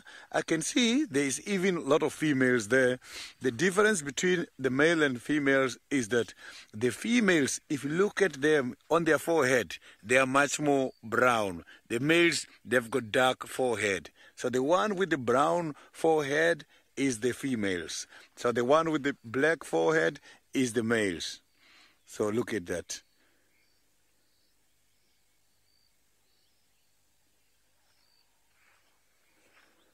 So these wildebeest are giving some of the calls, warning calls. RSS is dung beetles time. The problem is here, I'm not seeing any, only few flies has arrived on top of these droppings. Dung beetles, they've got very good timing. Management of time is important because they must have to arrive soon as possible before the dropping starts to dry out, because they must be able to absorb the kind of the droppings, the juice which is on these droppings and everything, so that they can also eat themselves. So they must have to arrive very quickly. So it means here where we are, dung beetles are not around. More droppings here as well from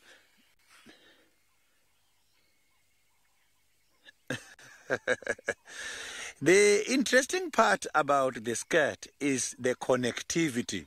So here in the bush, if you can check, everything is connected. There is quite a lot of dependencies. So if you can check, the skirt can lead us to the big animals. Because if we check, for an example, the dung beetles, okay? Dung beetles, they eat these droppings. But after eating the droppings, they bury droppings. When they're burying the droppings, who get benefits? The big animals. Because animals feed on vegetation. Vegetation need to be fertilized.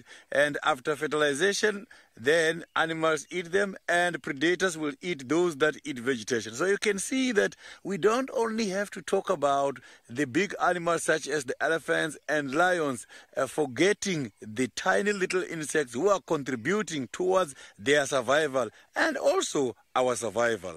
Because we also depend on these insects in order to have a lot of things such as the breathable air, oxygen. So now let's cross over to a pet.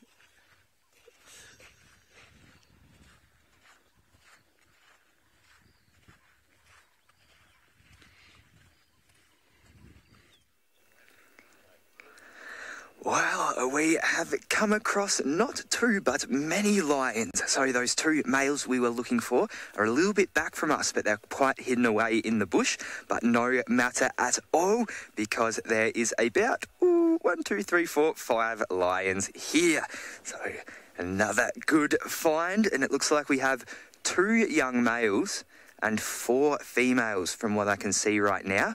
We've just been discussing, we're not exactly sure who the pride is. I think it might be perhaps the marsh breakaway pride. Oh, we got one coming close here, Bongay, just on the left. Well, this looks like another young male, actually. Just starting to see that little bit of scruff under the neck.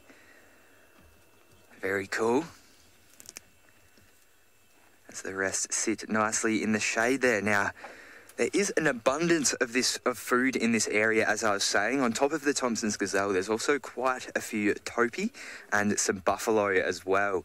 So it's a pretty dense area. I haven't honestly come here that much apart from yesterday with the cheetah, but I think it's definitely going to be a spot I'm going to come check out a bit now, because it's a nice habitat. There's that good mix of nice open land, a little bit of dense bush, and then plenty of food and water around as well. And obviously these lions have noticed that. Got another couple. These look like more young males. Perhaps this is the olololos. No? Bongai's saying it's not.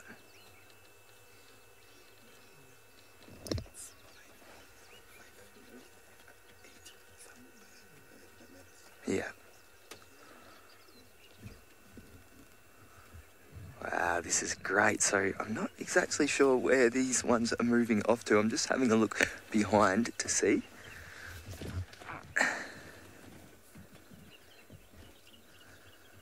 Oh, yeah, I'm just going to reposition. Okay, just going to stay still for a second before moving. Just going to let them do their thing. This is a very nice looking young male coming through now. You can see it's really got that mane developing. There's one left. So I'm not sure where they're all moving off to. I just can't see behind me at the moment.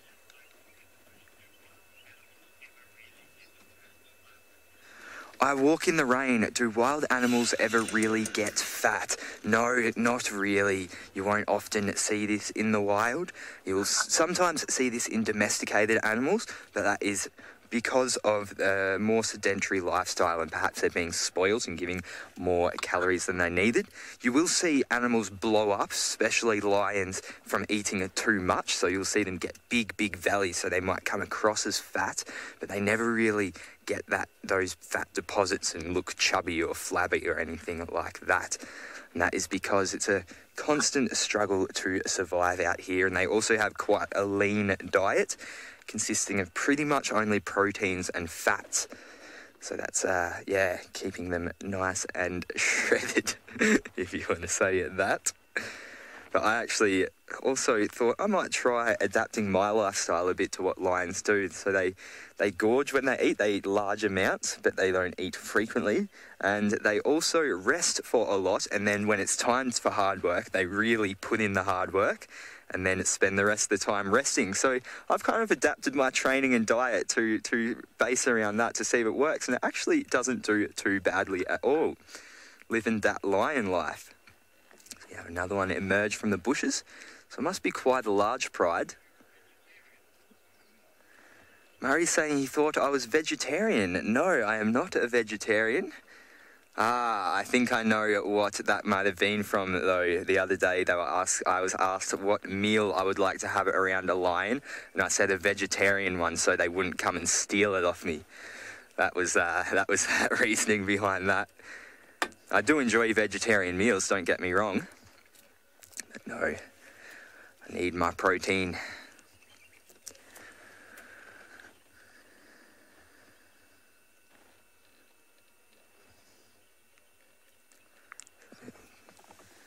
Got the one left here. Oh, what a beautiful stare that is. That's something I'll never tire of, looking at a lion's eyes.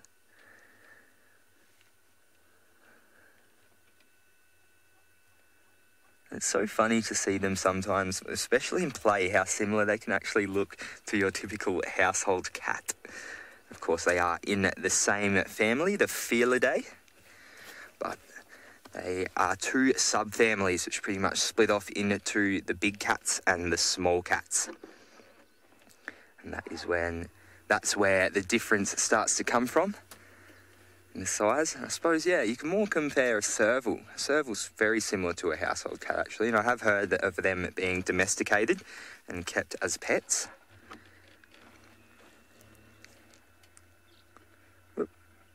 I wonder if they're going off to hunt. It's still quite early morning. The sun is getting hot, but it's not fully out yet and, you know, really affecting things.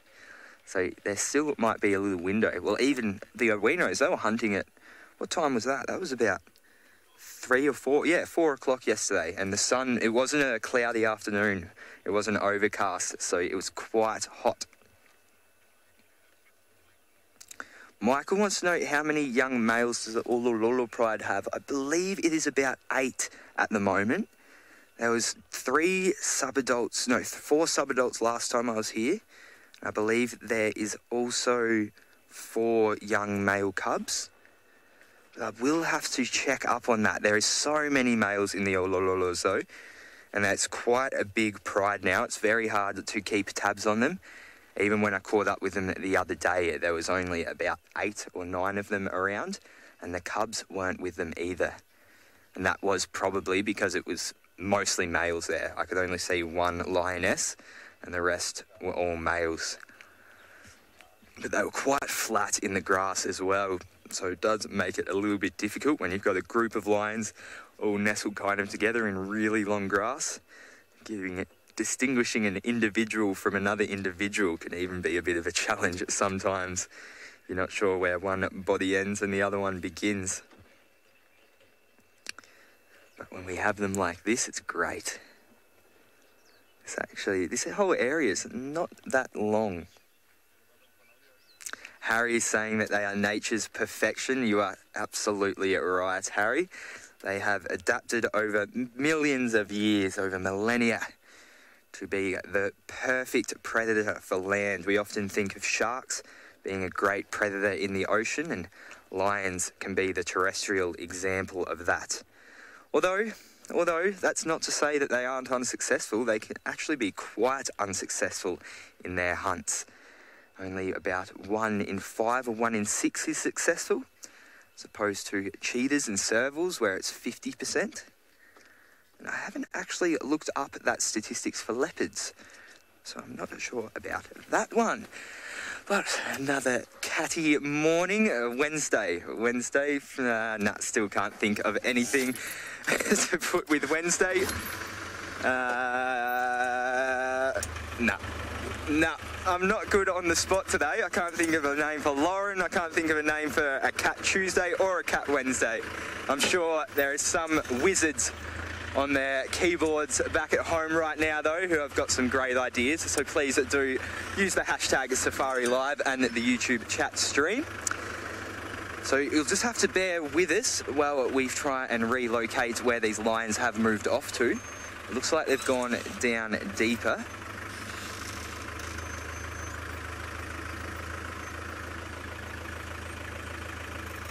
Just bear with me, this is going to be a bit of a slow process. There is other vehicles in this sighting.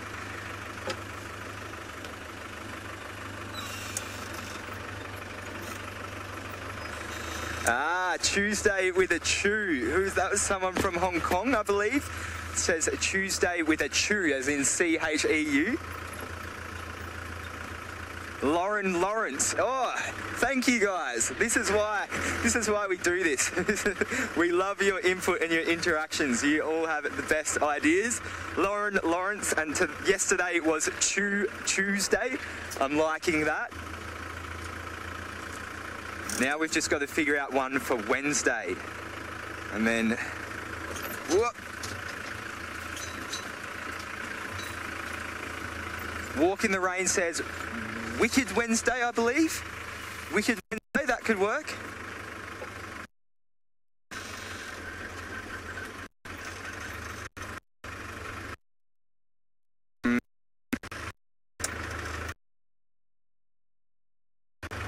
Keep them coming. And so distracted by the survey. Well, I think it will be much better to go to Taylor down in Juma and check back in, see what she's up to.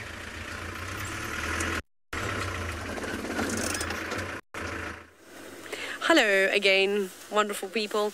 We are just bumbling about looking for Tlalamba. We have not found Tlalamba though. I don't know where she's gone. She's funny because she walks the same route, but she doesn't leave any footprints behind. I mean, we've seen lion tracks, we've seen hippo tracks, impala, some bird footprints, all sorts of things. We've not seen any of Tlalamba just yet, so we're just checking some of her favorite areas. I mean, if it's been super rainy, I wouldn't want to get my fur wet. I'd either be walking on the road or not dragging this big stick that I've now captured. And just in case not sure that I have a flat tire, I will drive over the thorns once more. I just drove over it. This whole branch had so many spines on it, but I couldn't see that until I reversed over it. So I might be changing not one, but 2 tires today. So that could be awesome. Actually, I don't mind changing a tire. It's a lot of fun. So as long as I can do a time lapse of it, speed it up so it doesn't look like I take 3 hours.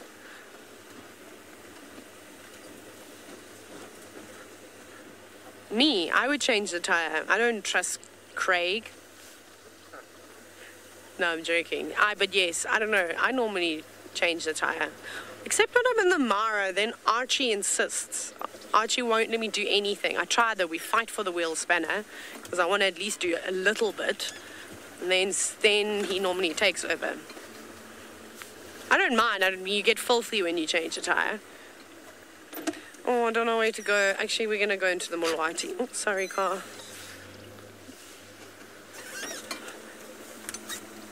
Yeah. Please stay in low range. This is my favorite part when you go into low range and it jumps out. Seashells, no, I don't think I'm going to look for Tengana's tracks because they went into Buffelshoek. So I can't drive there, so I cannot look for them anymore. So we're also not anywhere near Buffelshoek boundary. We are now in the Mulwati searching for Tlalamba. That is who we are looking for. And I think we'll probably just stick with one leopard unless we get anything else that's super fresh. Like I said, trying to follow the lions, but that was not successful because they also disappeared out of an area that we can drive, so we couldn't keep following them. Now we have to hope that the young princess will poke her head out. Or she could just be walking straight down this dry riverbed towards me. That's also fine. Oh, a kingfisher, Craig. Did you see it? I don't know, of course it's going to fly away. We can never ever put these brown... It's there, but it's behind the Tamboti trees. If you look there, and then through the trees, I'm just trying to see where exactly. Which branch? Oh, Craig, up here somewhere. In between there. Yeah, there we go. Zoom center frame. There is the kingfisher. Can you see it? There we go. So it's just hiding behind all the trees.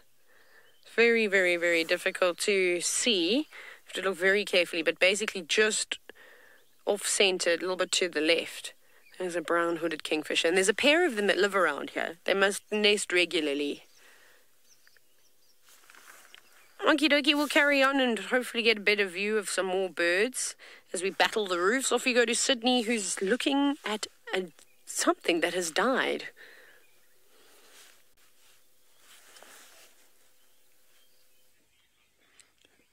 I've got something here on the ground, so I can see that something is dead here.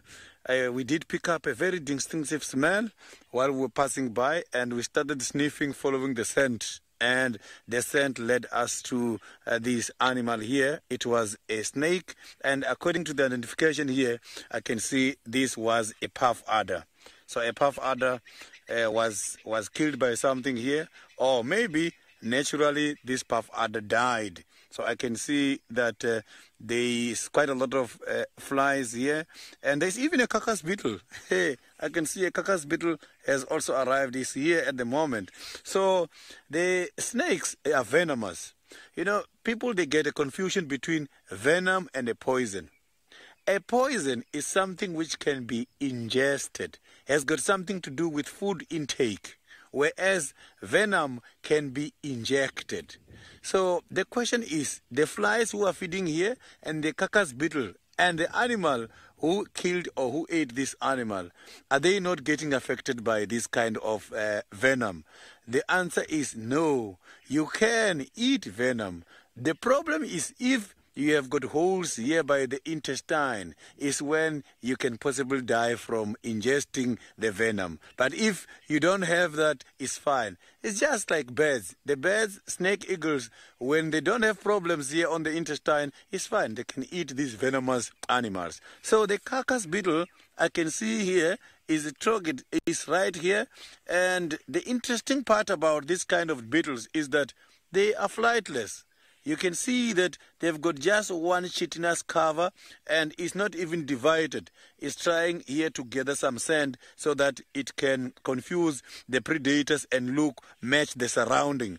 So what I like about the carcass beetle is that these kind of beetles, they have got something which has got the antifungal and antibacterial substances that they are using. They spray their food so that they can slow down the decomposition process of the droppings. Amazing. Small insects, they know if we do this, this is what is going to happen.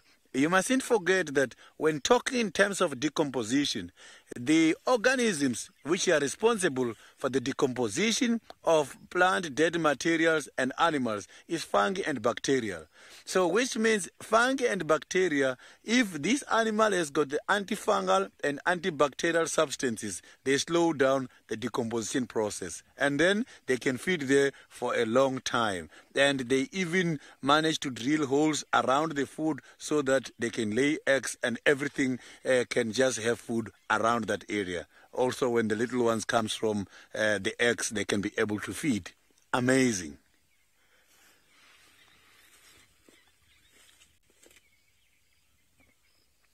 The question from the viewer, the head is here because I can see. Let me show you here something from the small stick. I can't use my traditional stick. So if you look here, you will see this is the part of the head. I can even see the fangs. You can see there where this fly is. There is even a tooth there which is looking back. You can see there. So the head is only the lower jaw is missing. The upper jaw is here. So what we are seeing now is an upper jaw. It's just that I cannot turn this body of this carcass upside, because if I can turn it to the other side, I'll be disturbing the insects which are already getting benefit from underneath. Unfortunately, we just have to talk about this carcass as it is.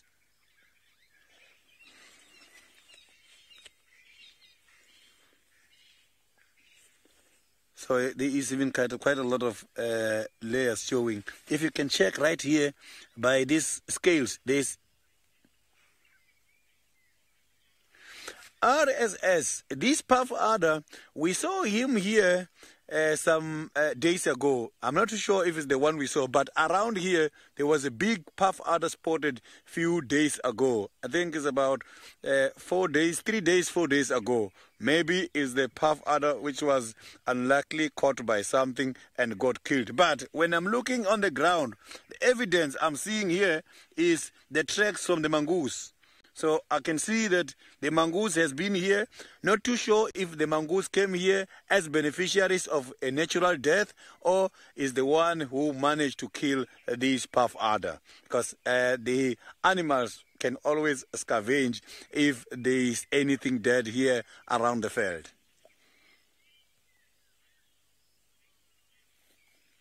There is a very strong smell here where I am. It's just that it's a dead animal. I understand dead animals, they don't smell nice. It is really stinking at the moment here. Oh, that troglodyte beetle is out. This one is out there. Another one is just burying itself here. So it means this one, you can see this movement there. So this one is out on top of the scales. You can see it's moving there nice and slow. It is really smelling very bad here where I am, but there's still quite a lot of flesh. But because of the weather, the decomposition process of this food is going to take time, because the sun also helps in order to facilitate or to fasten the decomposition process. But when there's no sun, when temperatures are cool like now, it's going to take time. But every time I will be coming here to see, maybe we will see those beautiful skeletal bones from the snakes.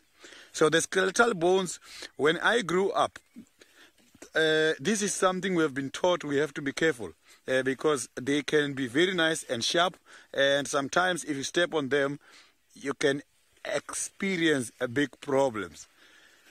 Yeah, at the moment, I saw the evidence is leading me to the mongoose, not the honey badger yet. Remember, the honey badgers, the tracks for the honey badgers, they have got a pad. How the honey badger walks, they put the digits and you will see the pad. So the mongoose don't put the digits and the pad. They only put the small digit. So where the honey badger has been, you will see the evidence, because you will even see the pad marks, the track as a whole. So the tracks from the honey badgers and the mongoose is not the same. So the one that I saw there now, I could see that it was not a honey badger, it was the mongoose.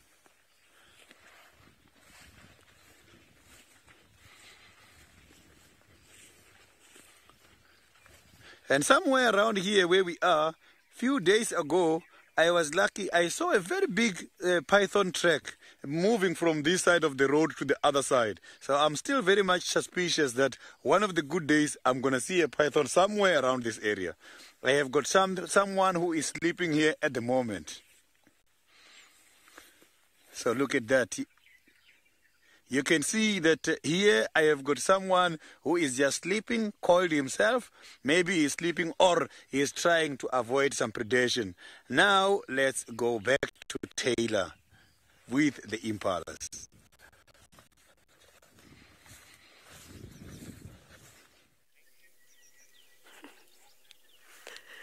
Welcome back again, everyone. I don't know why I keep saying welcome back. I don't even know.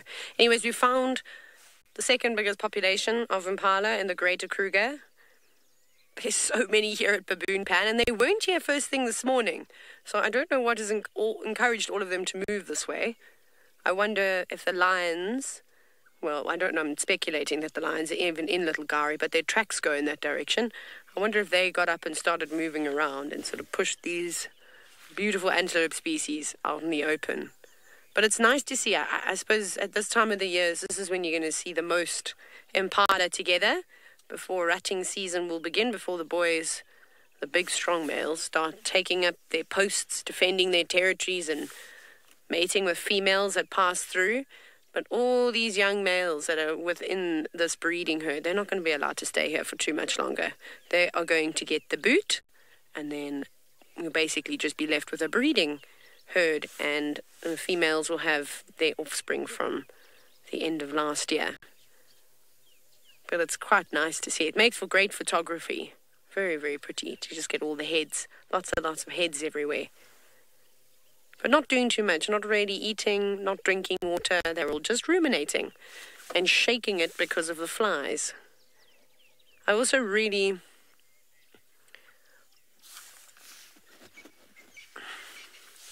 I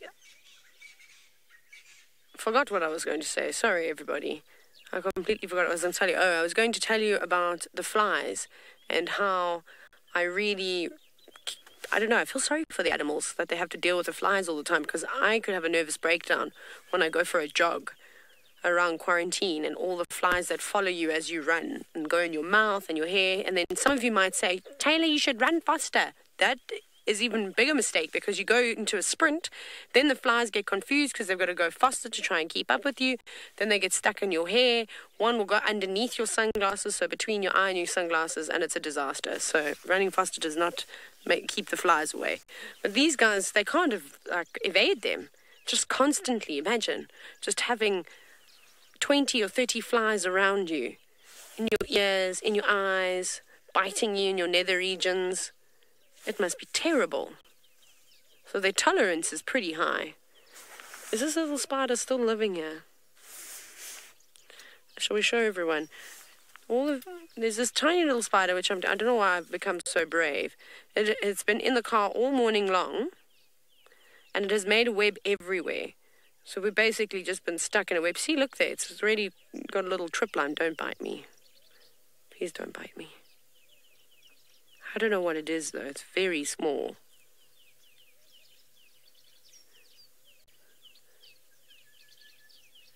Off it goes. Where are you going to make a web next? You're going to drop one off of my thumb. Sorry.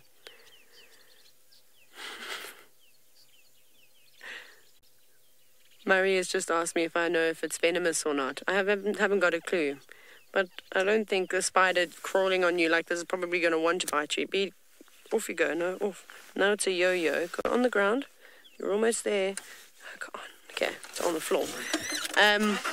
I have no idea. I don't know what I was touching, but rather don't touch things you don't know. This one was just in the car anyway, so if it wanted to bite me and it was venomous, it probably would have done so a while ago. It can now be free. Right. Craig, I don't know where Tlalamba is. Sorry, everybody, I've disappointed you. She's not in any of her favourite hangouts on her favourite termite mounds. I've checked. But we did see her tracks going up the Mulwati from last night, but they were underneath the rain.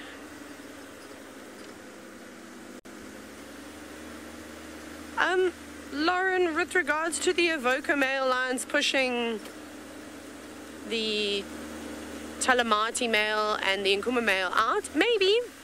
I mean, the Avocas have only just been seen recently with the Nkumas. Otherwise, the Avocas have been everywhere else but on Djuma, not really looking after the prides. I don't think the Nkumas mind that so much. I think they quite enjoy, you know, not having to deal with those young boys. So, potentially. But I think if those youngsters find their way back to the pride, they'd probably just stay there for now. And then only when the Avocas start passing through regularly will they be forced out properly. But the way that they're moving around, and I keep thinking to myself, that line that we had yesterday, I said to you, I couldn't sex it when we had it baboon pan because it was too dark. Firstly, it was far away, and the Mangane male didn't have a mane, or he doesn't have a mane.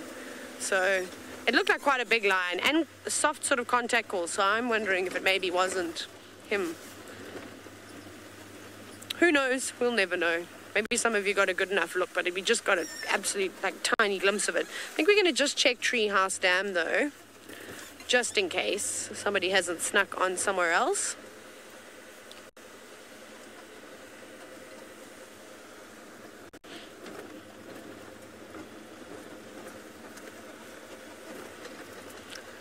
And then, yeah, well, I suppose we'll see from there.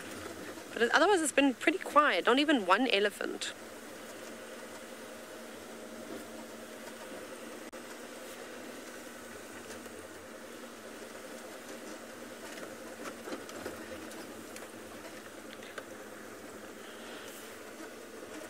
I didn't hear the name. Did you, Craig? Fahrenheit. Okay, there we go. Fahrenheit. You'd love to not be afraid of spiders. I don't really like spiders. They're not my favorite. I normally don't touch them at all. I just sort of let them be. Except if it's a jumping spider, I'm going to come and pick you up. I really like the jumping spiders. They're quite cool. And then the others, I've been braver. I'm getting them, building up the tolerance. But I couldn't pick up a baboon spider or anything like that.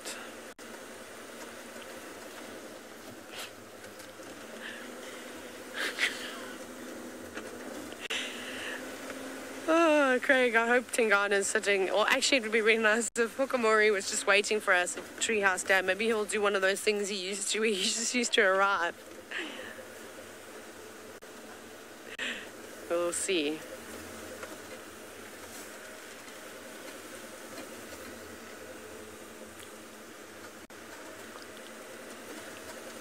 I'm most certainly not repeating that.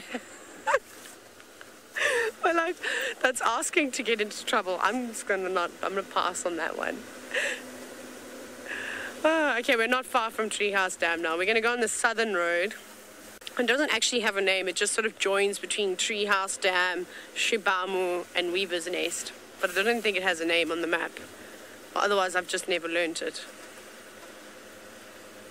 This used to be such a cool spot. Every time we'd come around here, we were guaranteed something.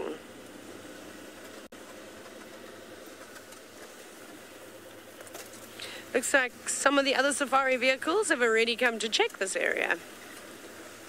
I didn't hear anything on the radio.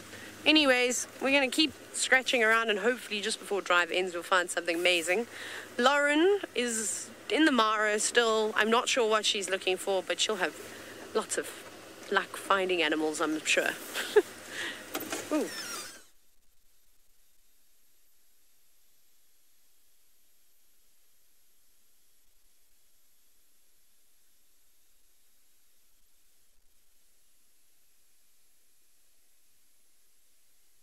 Is that better? Yes. So I don't want to tell you what the surprise is. We're almost there. It's been a little bit of a trek to try and get us, but we got information that someone who has presumed to have been dead is actually not dead in this area. Looking to actually find him. But now that I told you a surprise, everyone's going to want to know exactly what or who it is. But I am ready because I also haven't met Victor yet. Let me just get out my binos and have a little look. I believe we're in the right area. And of course, it could be flat.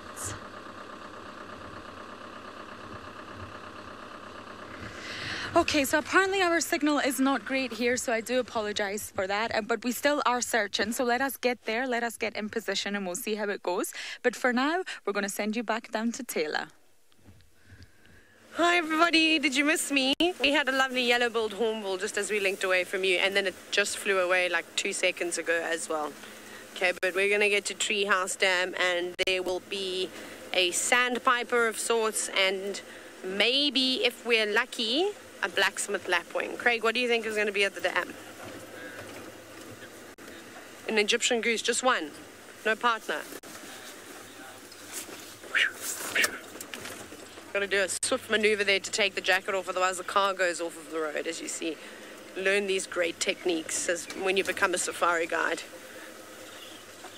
Okay, we shall go over and onto the dam walk very quickly, just have a check. Craig, there's some tracks there. Whose are those? Lions.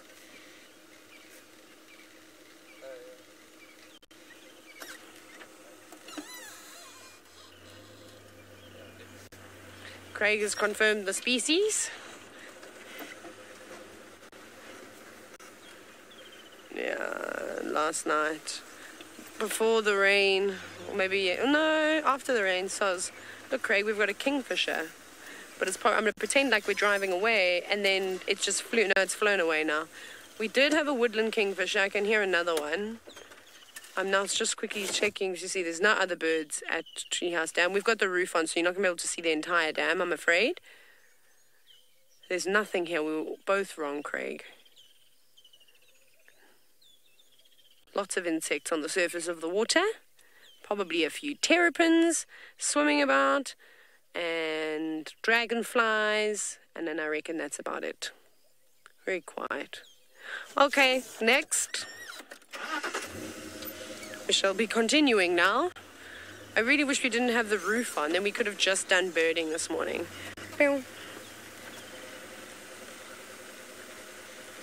Robert, my favorite spot in Djuma, that's a tough one. I really like... Now I've got to think about this. Craig, also think about your favorite spot. It's in the Mulwati, I think.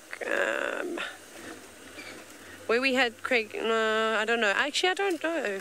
Yeah, it's somewhere in the Mulwati. Where's your favorite spot, Craig? Bed. Craig's favorite spot on Djuma is in bed, everybody. It's so funny. I wish I was my line. Oh, Craig's a comedian today, everybody. He'll be here for the next...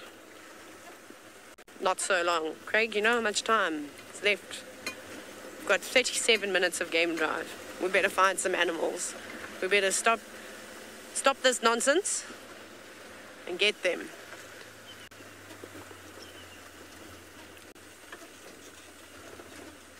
No, I don't think we've got 57 minutes of game drive. Game drive ends at 8:30. Yeah, 37, I think I said. So Mary was saying 57. But maybe not. Okay, or an elephant bull. No, that's the amount of tomatoes that go into an all-glass tomato bottles. 36. Only the South Africans will get that joke. Sorry, everybody. I was saying, no, a minute has now passed and we only have 36 minutes left. Not even a spider hunting wasp wants to hunt for us today. There is one, but I don't think I'll be able to put it on camera for you. No, it has gone behind the termite mound. It's very quiet. We might have to do the insect thing again. Pretend we're on bushwalk. Oh, that is so wonderful. That is so much better than any insect could ever be. Patrick has got a cheetah. I don't know if he's had it the whole time, but I'm super excited.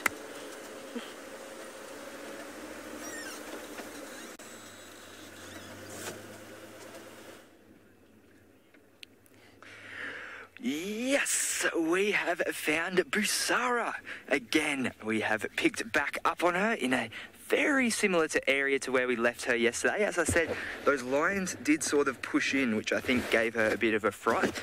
She's made a bit of distance now and has been found again. Now, unfortunately, we are in a non-on-frothing zone, so we are a little bit away, but we're getting some beautiful shots right now. She's sitting up very nice in the grass for us. Now, as to whether she hunted yesterday or not, I am really not sure. There wasn't any attempt when I was with her. Actually, a warthog walked right past her, and she barely even turned her nose up. So very strange thing to see, but perhaps she wasn't into it then and maybe did some hunting later on in the day. So this is Amani's daughter, Amani being a female leopard from across the river. And Busara has crossed over into kind of Ulululu territory now, almost. Yeah, we're right down near the Ulululu gate. And yeah, it's not a spot that we often see cheetah down this deep in the triangle where we are. But, I mean, I'm not complaining in the slightest. Very cool indeed. Seems to be on the move now.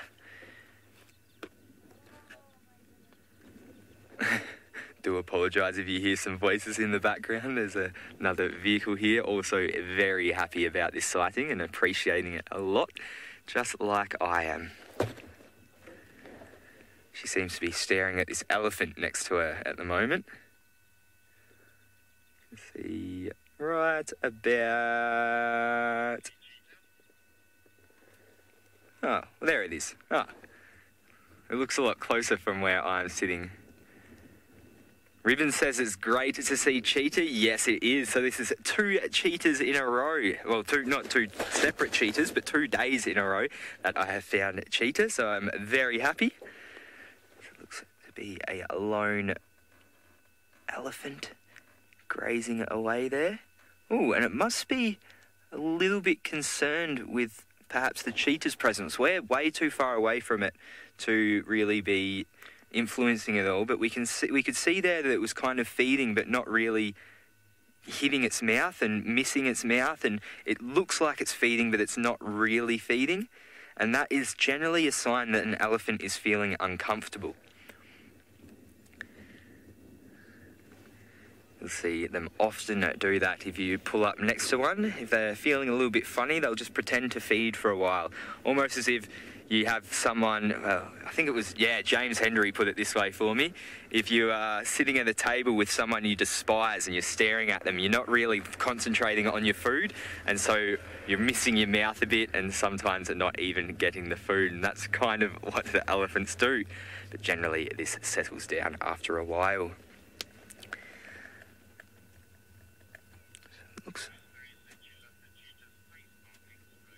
Rosemary's saying that she loves the cheetah's face markings. They are absolutely beautiful, aren't they? It's a very unique kind of face mask with those teardrops, those characteristic black teardrops that act as a bit of a, what would you call it, a bit of a tint. So it stops the sun glare from hitting up into their eyes.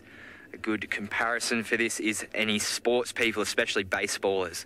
You'll see they have those black, sometimes strips, or those black things under their eyes, kind of in this area, like that. And that is, hang on, let me see if I can get some dirt and do it myself.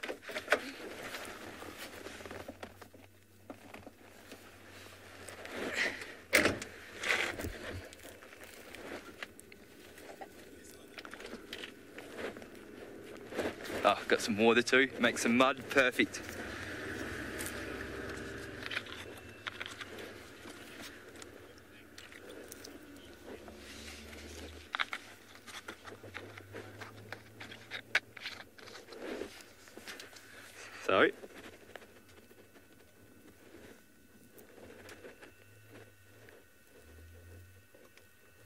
So there we go. This is essentially what the cheetah is doing. So right now, the blackness underneath my eyes is kind of stopping the glare of the sun a little bit. Actually, it's kind of working. I'm not squinting so much into the camera like this.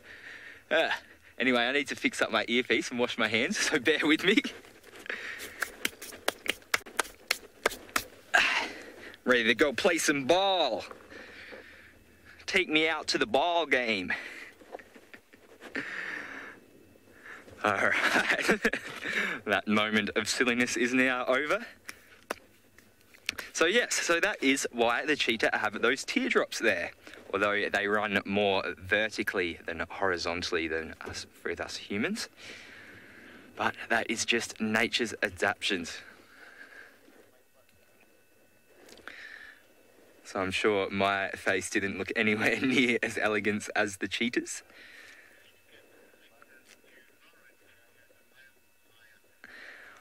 Well, it sounds like there is cats all over the Masai Mara right now.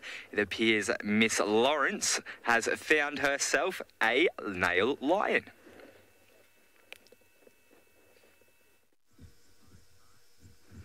So, surprise! Now, it's not the perfect view, but we do have in front of us the rear end of Scarface. Now, this lion hasn't been sighted in quite a while, and a lot of people presume Scarface was actually dead. So here we have it. Now, it's not the best view because we're not actually allowed to go off-road here, so we just thought we would at least show everyone. He does look a bit skinny from behind, doesn't he? But we may try to find another road or maneuver a bit and see if we can get closer to his face. It's actually his face I'm desperate to see. So obviously this is a very well-known lion, very famous lion who is quite past his tenure years now, I believe. Slightly getting older, but I don't think there is many that actually agree on his age due to his quite haggard features. There's many disagreements on how old he actually is. And some people believe that he's not as old as people think he is. It's just because of the way he looks that people think he's much older. Now, he's obviously having the world's best nap on this tiny little mound here. And I'm glad to hear everyone is very impressed that we found him. I do apologise for ditching the Marshall Eagle mission. I'm sorry.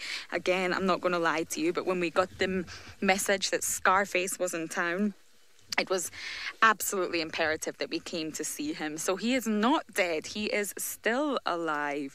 And judging from the size of that mane, still looking quite healthy. And of course, it's just been such a while since we've actually... He appears to be completely alone here, and we actually were slightly concerned that we wouldn't have any signal when we first got here, but we do, thank goodness, which is why we've given you a slightly awkward view of him, but it is really his face I want to see. So I think shortly we will try and see if we can come in from the other side and get a look at this wonderful scarred face. Now, I'm overjoyed to see him. And I'm sure Pat is very jealous. And what is it did you say he's calling me, Murray? I think he's trying to come up with a nickname that beats Patricia, but let's face it, everybody, it's not going to happen. Patricia wins.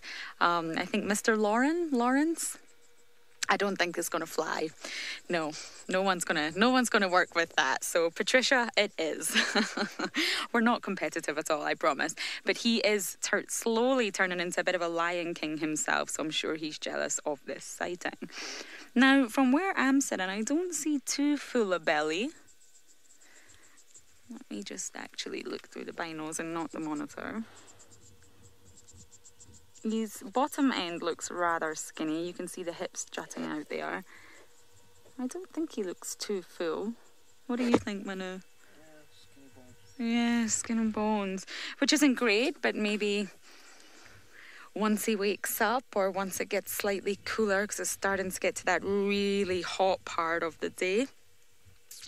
Of course, maybe he might go and catch himself a meal. Now, from where we are sitting, we're actually quite far away because it actually just looks like a rock. I mean, you could drive past that thinking, there's a rock on that mound over there. And of course, it is indeed a lion who has lived a very full life. If Phil is riding along with his fellow musketeers. Now, since it's been such a while since we have sighted this male lion, it's going to be quite impossible to tell exactly what he has been up to and if he is still strong with his coalition. Now, it was a message I got from the hyena researchers, actually, who just said, woohoo, Scarface is still alive, and gave us the location. So they are obviously very happy that he's still alive too. So we're going to try and reposition. I can't promise anything, but I really want a good look at his face. And while we do this, let's go across to the one and only Patricia.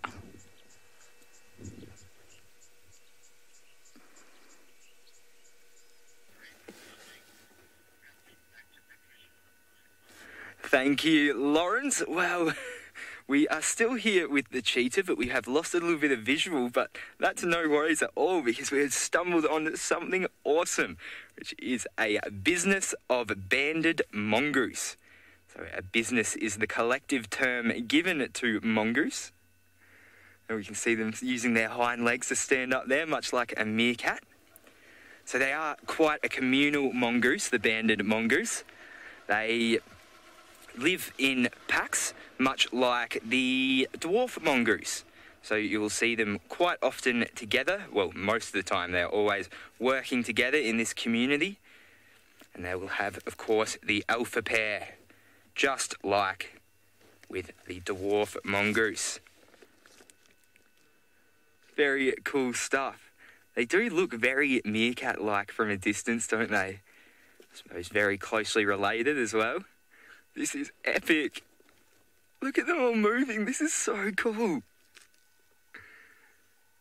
And it's no guessing as to where they get their name from, the banded mongoose. You can see it very distinctively on their back. Yes, it is awesome. There's heaps of them. Oh, spilling out onto the road now. They are really on a mission right now. These little carnivores. Sure. Sorry. Let's do what? Oh.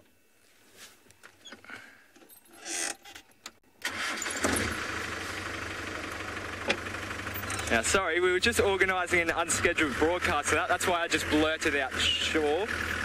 But it seems like we have lost these ones. Where have they gone down to?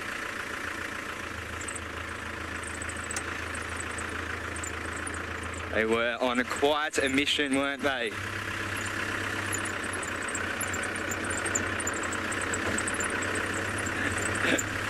Murray's telling me if we do end up doing an unscheduled broadcast to just wipe the mud or just to remember to mention the mud on my face. Thank you for having my back there, Murray, because I honestly completely forgot that I did have this on my face. I'm just trying to blend in with the cheetahs. Maybe they'll come a little bit closer if they see that I am like them.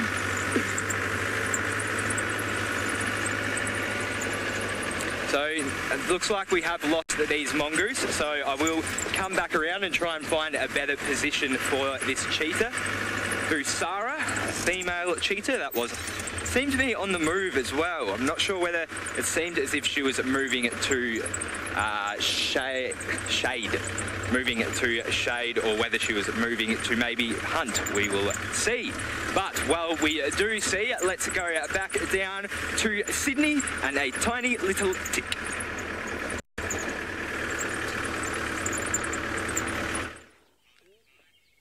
So you can see that I've got this very beautiful tick here.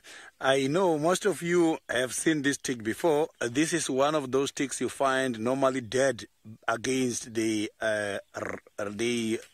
rubbing post. A rubbing post is where these animals are going and scratch against it in order to get rid of the parasite. This one is associated with the big animals such as the rhino. It is called a rhino tick. So the ticks can go for quite a long time without having something to eat. So when they eat now, some of them can even go for a couple of years without feeding at all. So this one you can see, I don't know what it's doing, but I can see that the probe he's got is right deep and into the water. There is some water which is attached to this leaf there. I can see it shining. So maybe it's another way for it to avoid or to prevent the sun, because it is burning at the moment. Apart from the tick, there's something I found here. Let me show you. I don't know who stays here, but it is indeed such a vibrant color, and it's even got the two false eyes. It's something that I can show you. I didn't show you.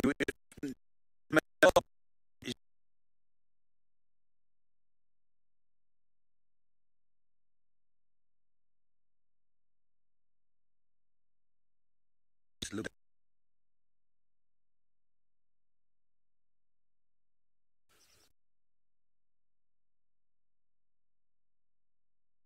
I can share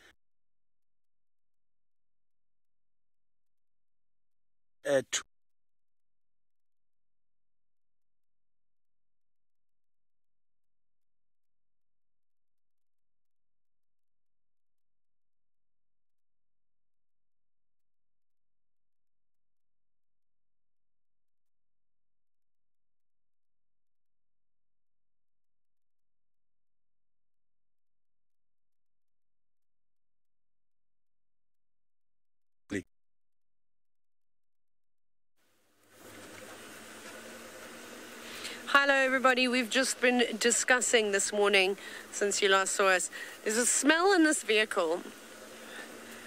Firstly, I have to apologize to all of you about the gremlins. Sorry about the gremlins. And then, what I wanted to tell you now is there's a smell of, do you know the new car smell? That sort of leathery, weird smell that all new cars or new leather couches sort of smell like. And I first smelt it in my car, and Tristan borrowed my car to go to Hoedspruit the other day, and he's got very good manners. We have to say thank you to Mrs. Dix, because she has trained Tristan very well, and Tristan washed my car on the outside and then also wiped the inside down. The inside of the car was super clean because I had it valeted, but the outside of the car was super dirty from, you know, Kruger emissions and also just driving in the Sabi sand. It gets super dusty. So anyways, he sprayed it, and I was like, what is that smell? Now this car, Rusty, also has that smell. I found it. We thought it was Tristan's cologne at one point. Like, we need to get him to change it. But it's like a dash spray, like for plastic to keep things nice. And I'm taking it away. It's not it can't be sprayed here anymore. I've got a nice smelling one in my car. Also the same brand, but it smells like strawberries. It's delicious. This is not nice. Craig, do you want to smell it? To confirm that it is that smell. It's terrible. Craig has said it's that smell. It's coming with me. I'm going to put it in my camera box, and I'm never going to tell Tristan what I did with it. I'm going to watch him. In the afternoon, he's going to be like, who's got my new car spray? Some monkeys were at the garage, and I think they ran off with the spray. That's what I'm going to say. Let us go down towards Impala Plains just quickly, because we didn't go and check around there this morning, so anything could have happened, really. We've pretty much driven everywhere else, and we've had no luck, but that's fine. Maybe there'll be some zebra at Impala Plains, or impala, which is always fitting. There's normally a herd there. Or elephants. But it's going to be a beautiful day today. Really nice, actually. Roofs come off. Hey, Craig, how excited are you for this afternoon? You don't have to go the roof. I don't think I'm going to be able to show you any of those birds. Can we do the hoopoes? They're too high, hey? The green wood hoopoes and the... Oh, no, we've got the whole marula tree. Very nice. We could look for the tails. Where's the tail? There's one... Oh, there we go, up a bit. There's one bobbing about. There is a flock of green wood hoopoes navigating in the marula tree looking for things to eat. You can also hear them. Off they go. A whole lot of them. I counted 6, which is about the normal size. They've actually just flown into the marula tree in front of us. So we might try and see if we can view them in a little bit, but off you go to Pat, who's got a cheetah, and I don't think it's up in a tree.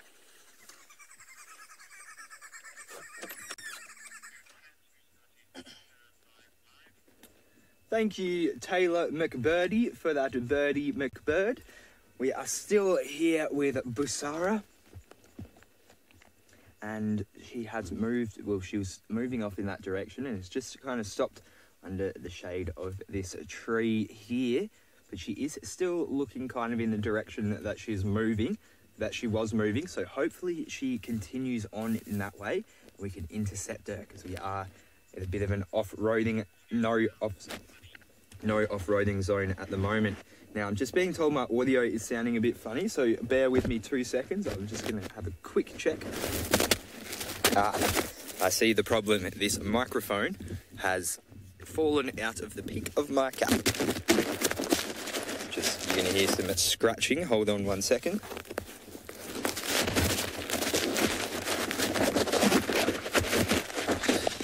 And we are back. Chickadee check. Check 1 2 1 2 1 2. Check check check. Takes me back to my days of being an MC. So it seems like in all of that kerfuffle that Busara has moved a little bit and is very hard to see in the grass there. There we go. Popped her head up again. So now she seems to be looking back in the other direction. She walked right past that elephant before, right next to it, and the elephant kind of just gave it a little bit of a trunk up, a little bit of a warning, but it was nothing too serious.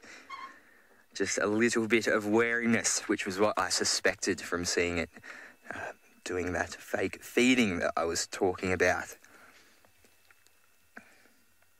This is actually a really nice view right now. Even though we can't see Busara in completeness, the background is epic.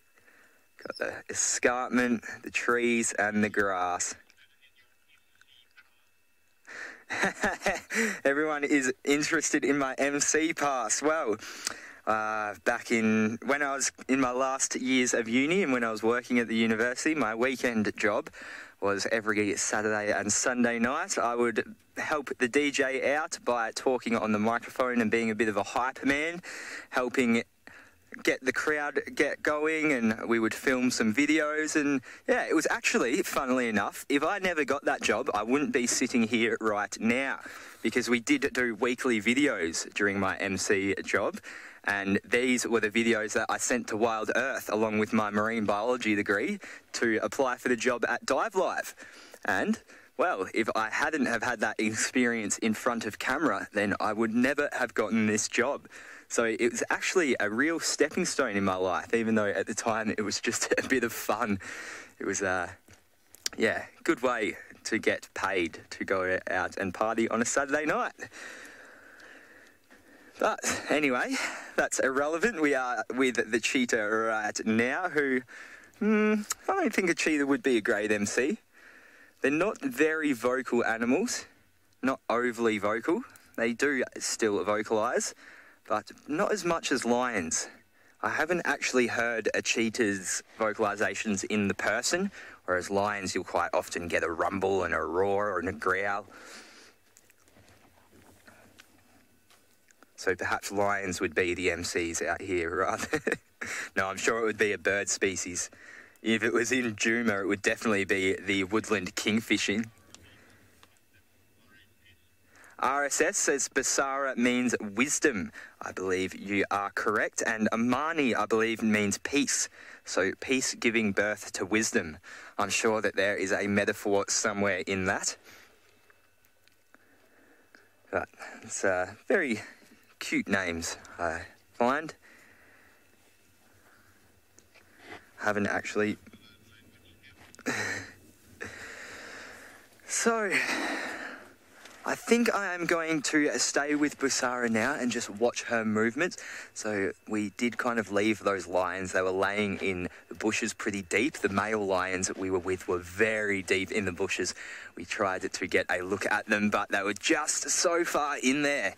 Obviously copping a fair bit of shade. It has been a hot couple of days and I can feel the heat coming through this morning as well. Obviously poor Busara is as well, standing in the shade of that tree. The sun is pretty much directly the other side of her, so I can't actually see the shade, but I can only assume that that is what she's doing there. Moving off from the long grass where we usually find them in the early mornings.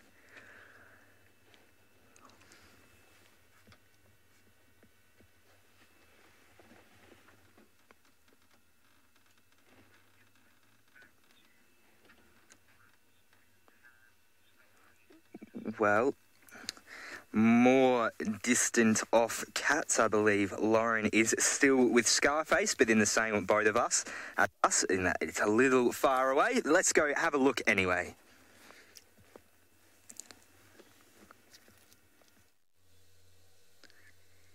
So our plan to get a better view has been a bit of a fail. We have circled right round and this is the view. So I do apologise, but we are hoping that for the remainder of the drive, he's going to get up, he's going to get too hot, he's going to give us a big stretch and make his way towards a tree. Now, there's all these gazelles running very close around him, which just surprises me. There's a huge male lion around and they are very relaxed, considering the situation. Anyway, before I forget, you will never believe what just happened to us. You actually probably won't believe it. As we were repositioning, 4 bat-eared foxes just ran out in front of us.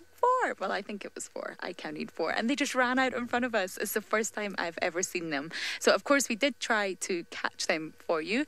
But, as usual, they were off too quickly. So, we're really not dealing with the best view here. And we know that. And for that, I do apologise. It's just there's certain rules and regulations around here that you're not allowed to off-road. So we're not allowed to get any closer, which is very frustrating for us. However, you never know. Stay positive. He might just get up and give us a big masculine roar anytime soon. He also might not. However, this is the best view that we have for now. But indeed, it's happy news all round because it is, of course, Scarface. And it has been such a long time since he's been sighting for any of you. So even although it's not the best view, I'm sure you will forgive us. So we might, of course, go back round and get another view of his bottom. Rob's asking, is there any other members of the coalition around? Oh, right on cue. Thank you, Scarface. Now turn towards us. That's right, we can see your glorious mane, but turn towards us. Oh, see, I told you guys. Manu's smiling because this is exactly what he was hoping for. There we go. Wow, what a face you have. And Rob, no, I don't see any other members of the coalition around. And of course, for male lions within a coalition, it is common for them to split up, do their own thing and reunite again. It's not... You know, that's the way a coalition works. But I can't see any other lion around in the vicinity. And yes, I'm so glad he popped his head up. That's exactly what we were all banking on. But either way, it's glorious to see him. And of course, there's topi around us. There's gazelles. There's lots of animals. There's impala over in the distance. So if he is hungry... There's plenty of snacks around, but I'm just amazed at how close these animals are getting to the fact that there's a male lion in the vicinity. I wonder if the Thompson's gazelle are just really not aware that he's there, or whether they're just extremely brave. Who knows? Now, of course, lions in their prime years are generally said to be between 5 and 8 years. It's when a male lion's tenure and prime is. So Scarface is definitely older than that. So his sort of prime years are over, but he's still looking very well. You can tell straight away, even though we've not got a great view of his face, we can tell straight away that mane is still in very good condition. It's still very full, very long, and very dark. So even although he's looking a bit on the skinny side and needs a good meal, he definitely looks still healthy from where we're sitting. Now, come on, boy. We were hoping that you were going to stand up and stretch and possibly walk towards our vehicle. That's what we really need you to do to get a proper look at you. Otherwise, we can't really judge exactly how healthy you are looking.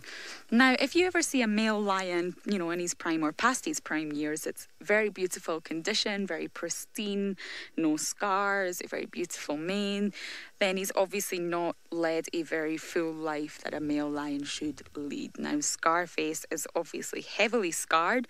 He's fought in many battles, and that's exactly how it should be for a dominant male lion like this one.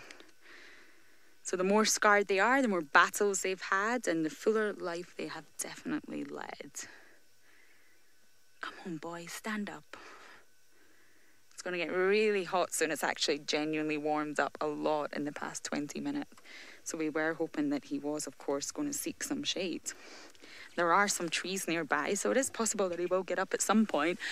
Whether it's going to be while you're with us, we have no idea, but fingers crossed. I really want to get a good look at this boy and see how skinny or healthy he is. Now, there is a few trees up ahead and some shrubs and bushes, and that would definitely offer some relief from the heat and some shade. So that's kind of where we're anticipating that he might go. Otherwise, it could be really difficult and just suffer in the heat for a little while longer, which of course we hope he doesn't do. Now, it may only be 9:30 in the morning here, but whew, it is extremely hot. Looks like he might be doing some grooming there. Now, obviously, the darker the mane, the higher the levels of testosterone in a male lion. So the fact that Scarface here has got a very dark mane, not all males have such a dark mane like this one. It proves that he has been a really dominant male in his tenure with lots of testosterone pumping around his body. So while we stay here and hope that our majestic lion is going to stand up and give us a better view, let's send you down to South Africa, to Sydney.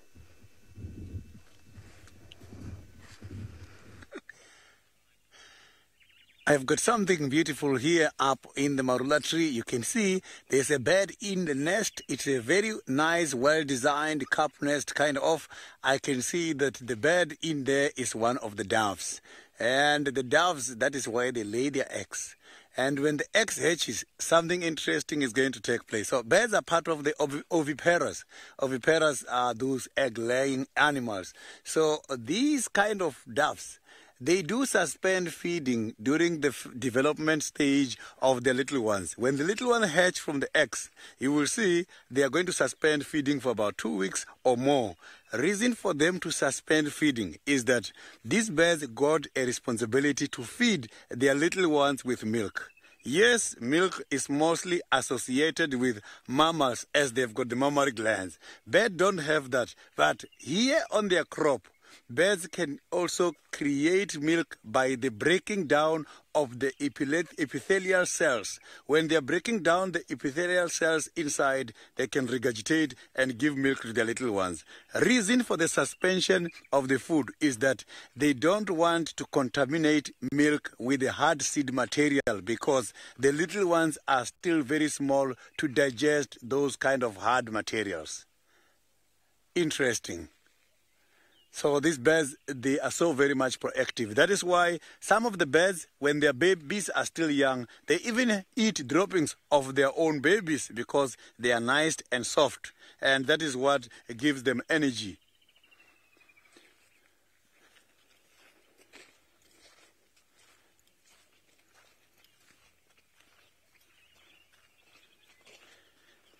So now this is going to be the end of the guided walk, but still the game drive is on. Lauren is waiting.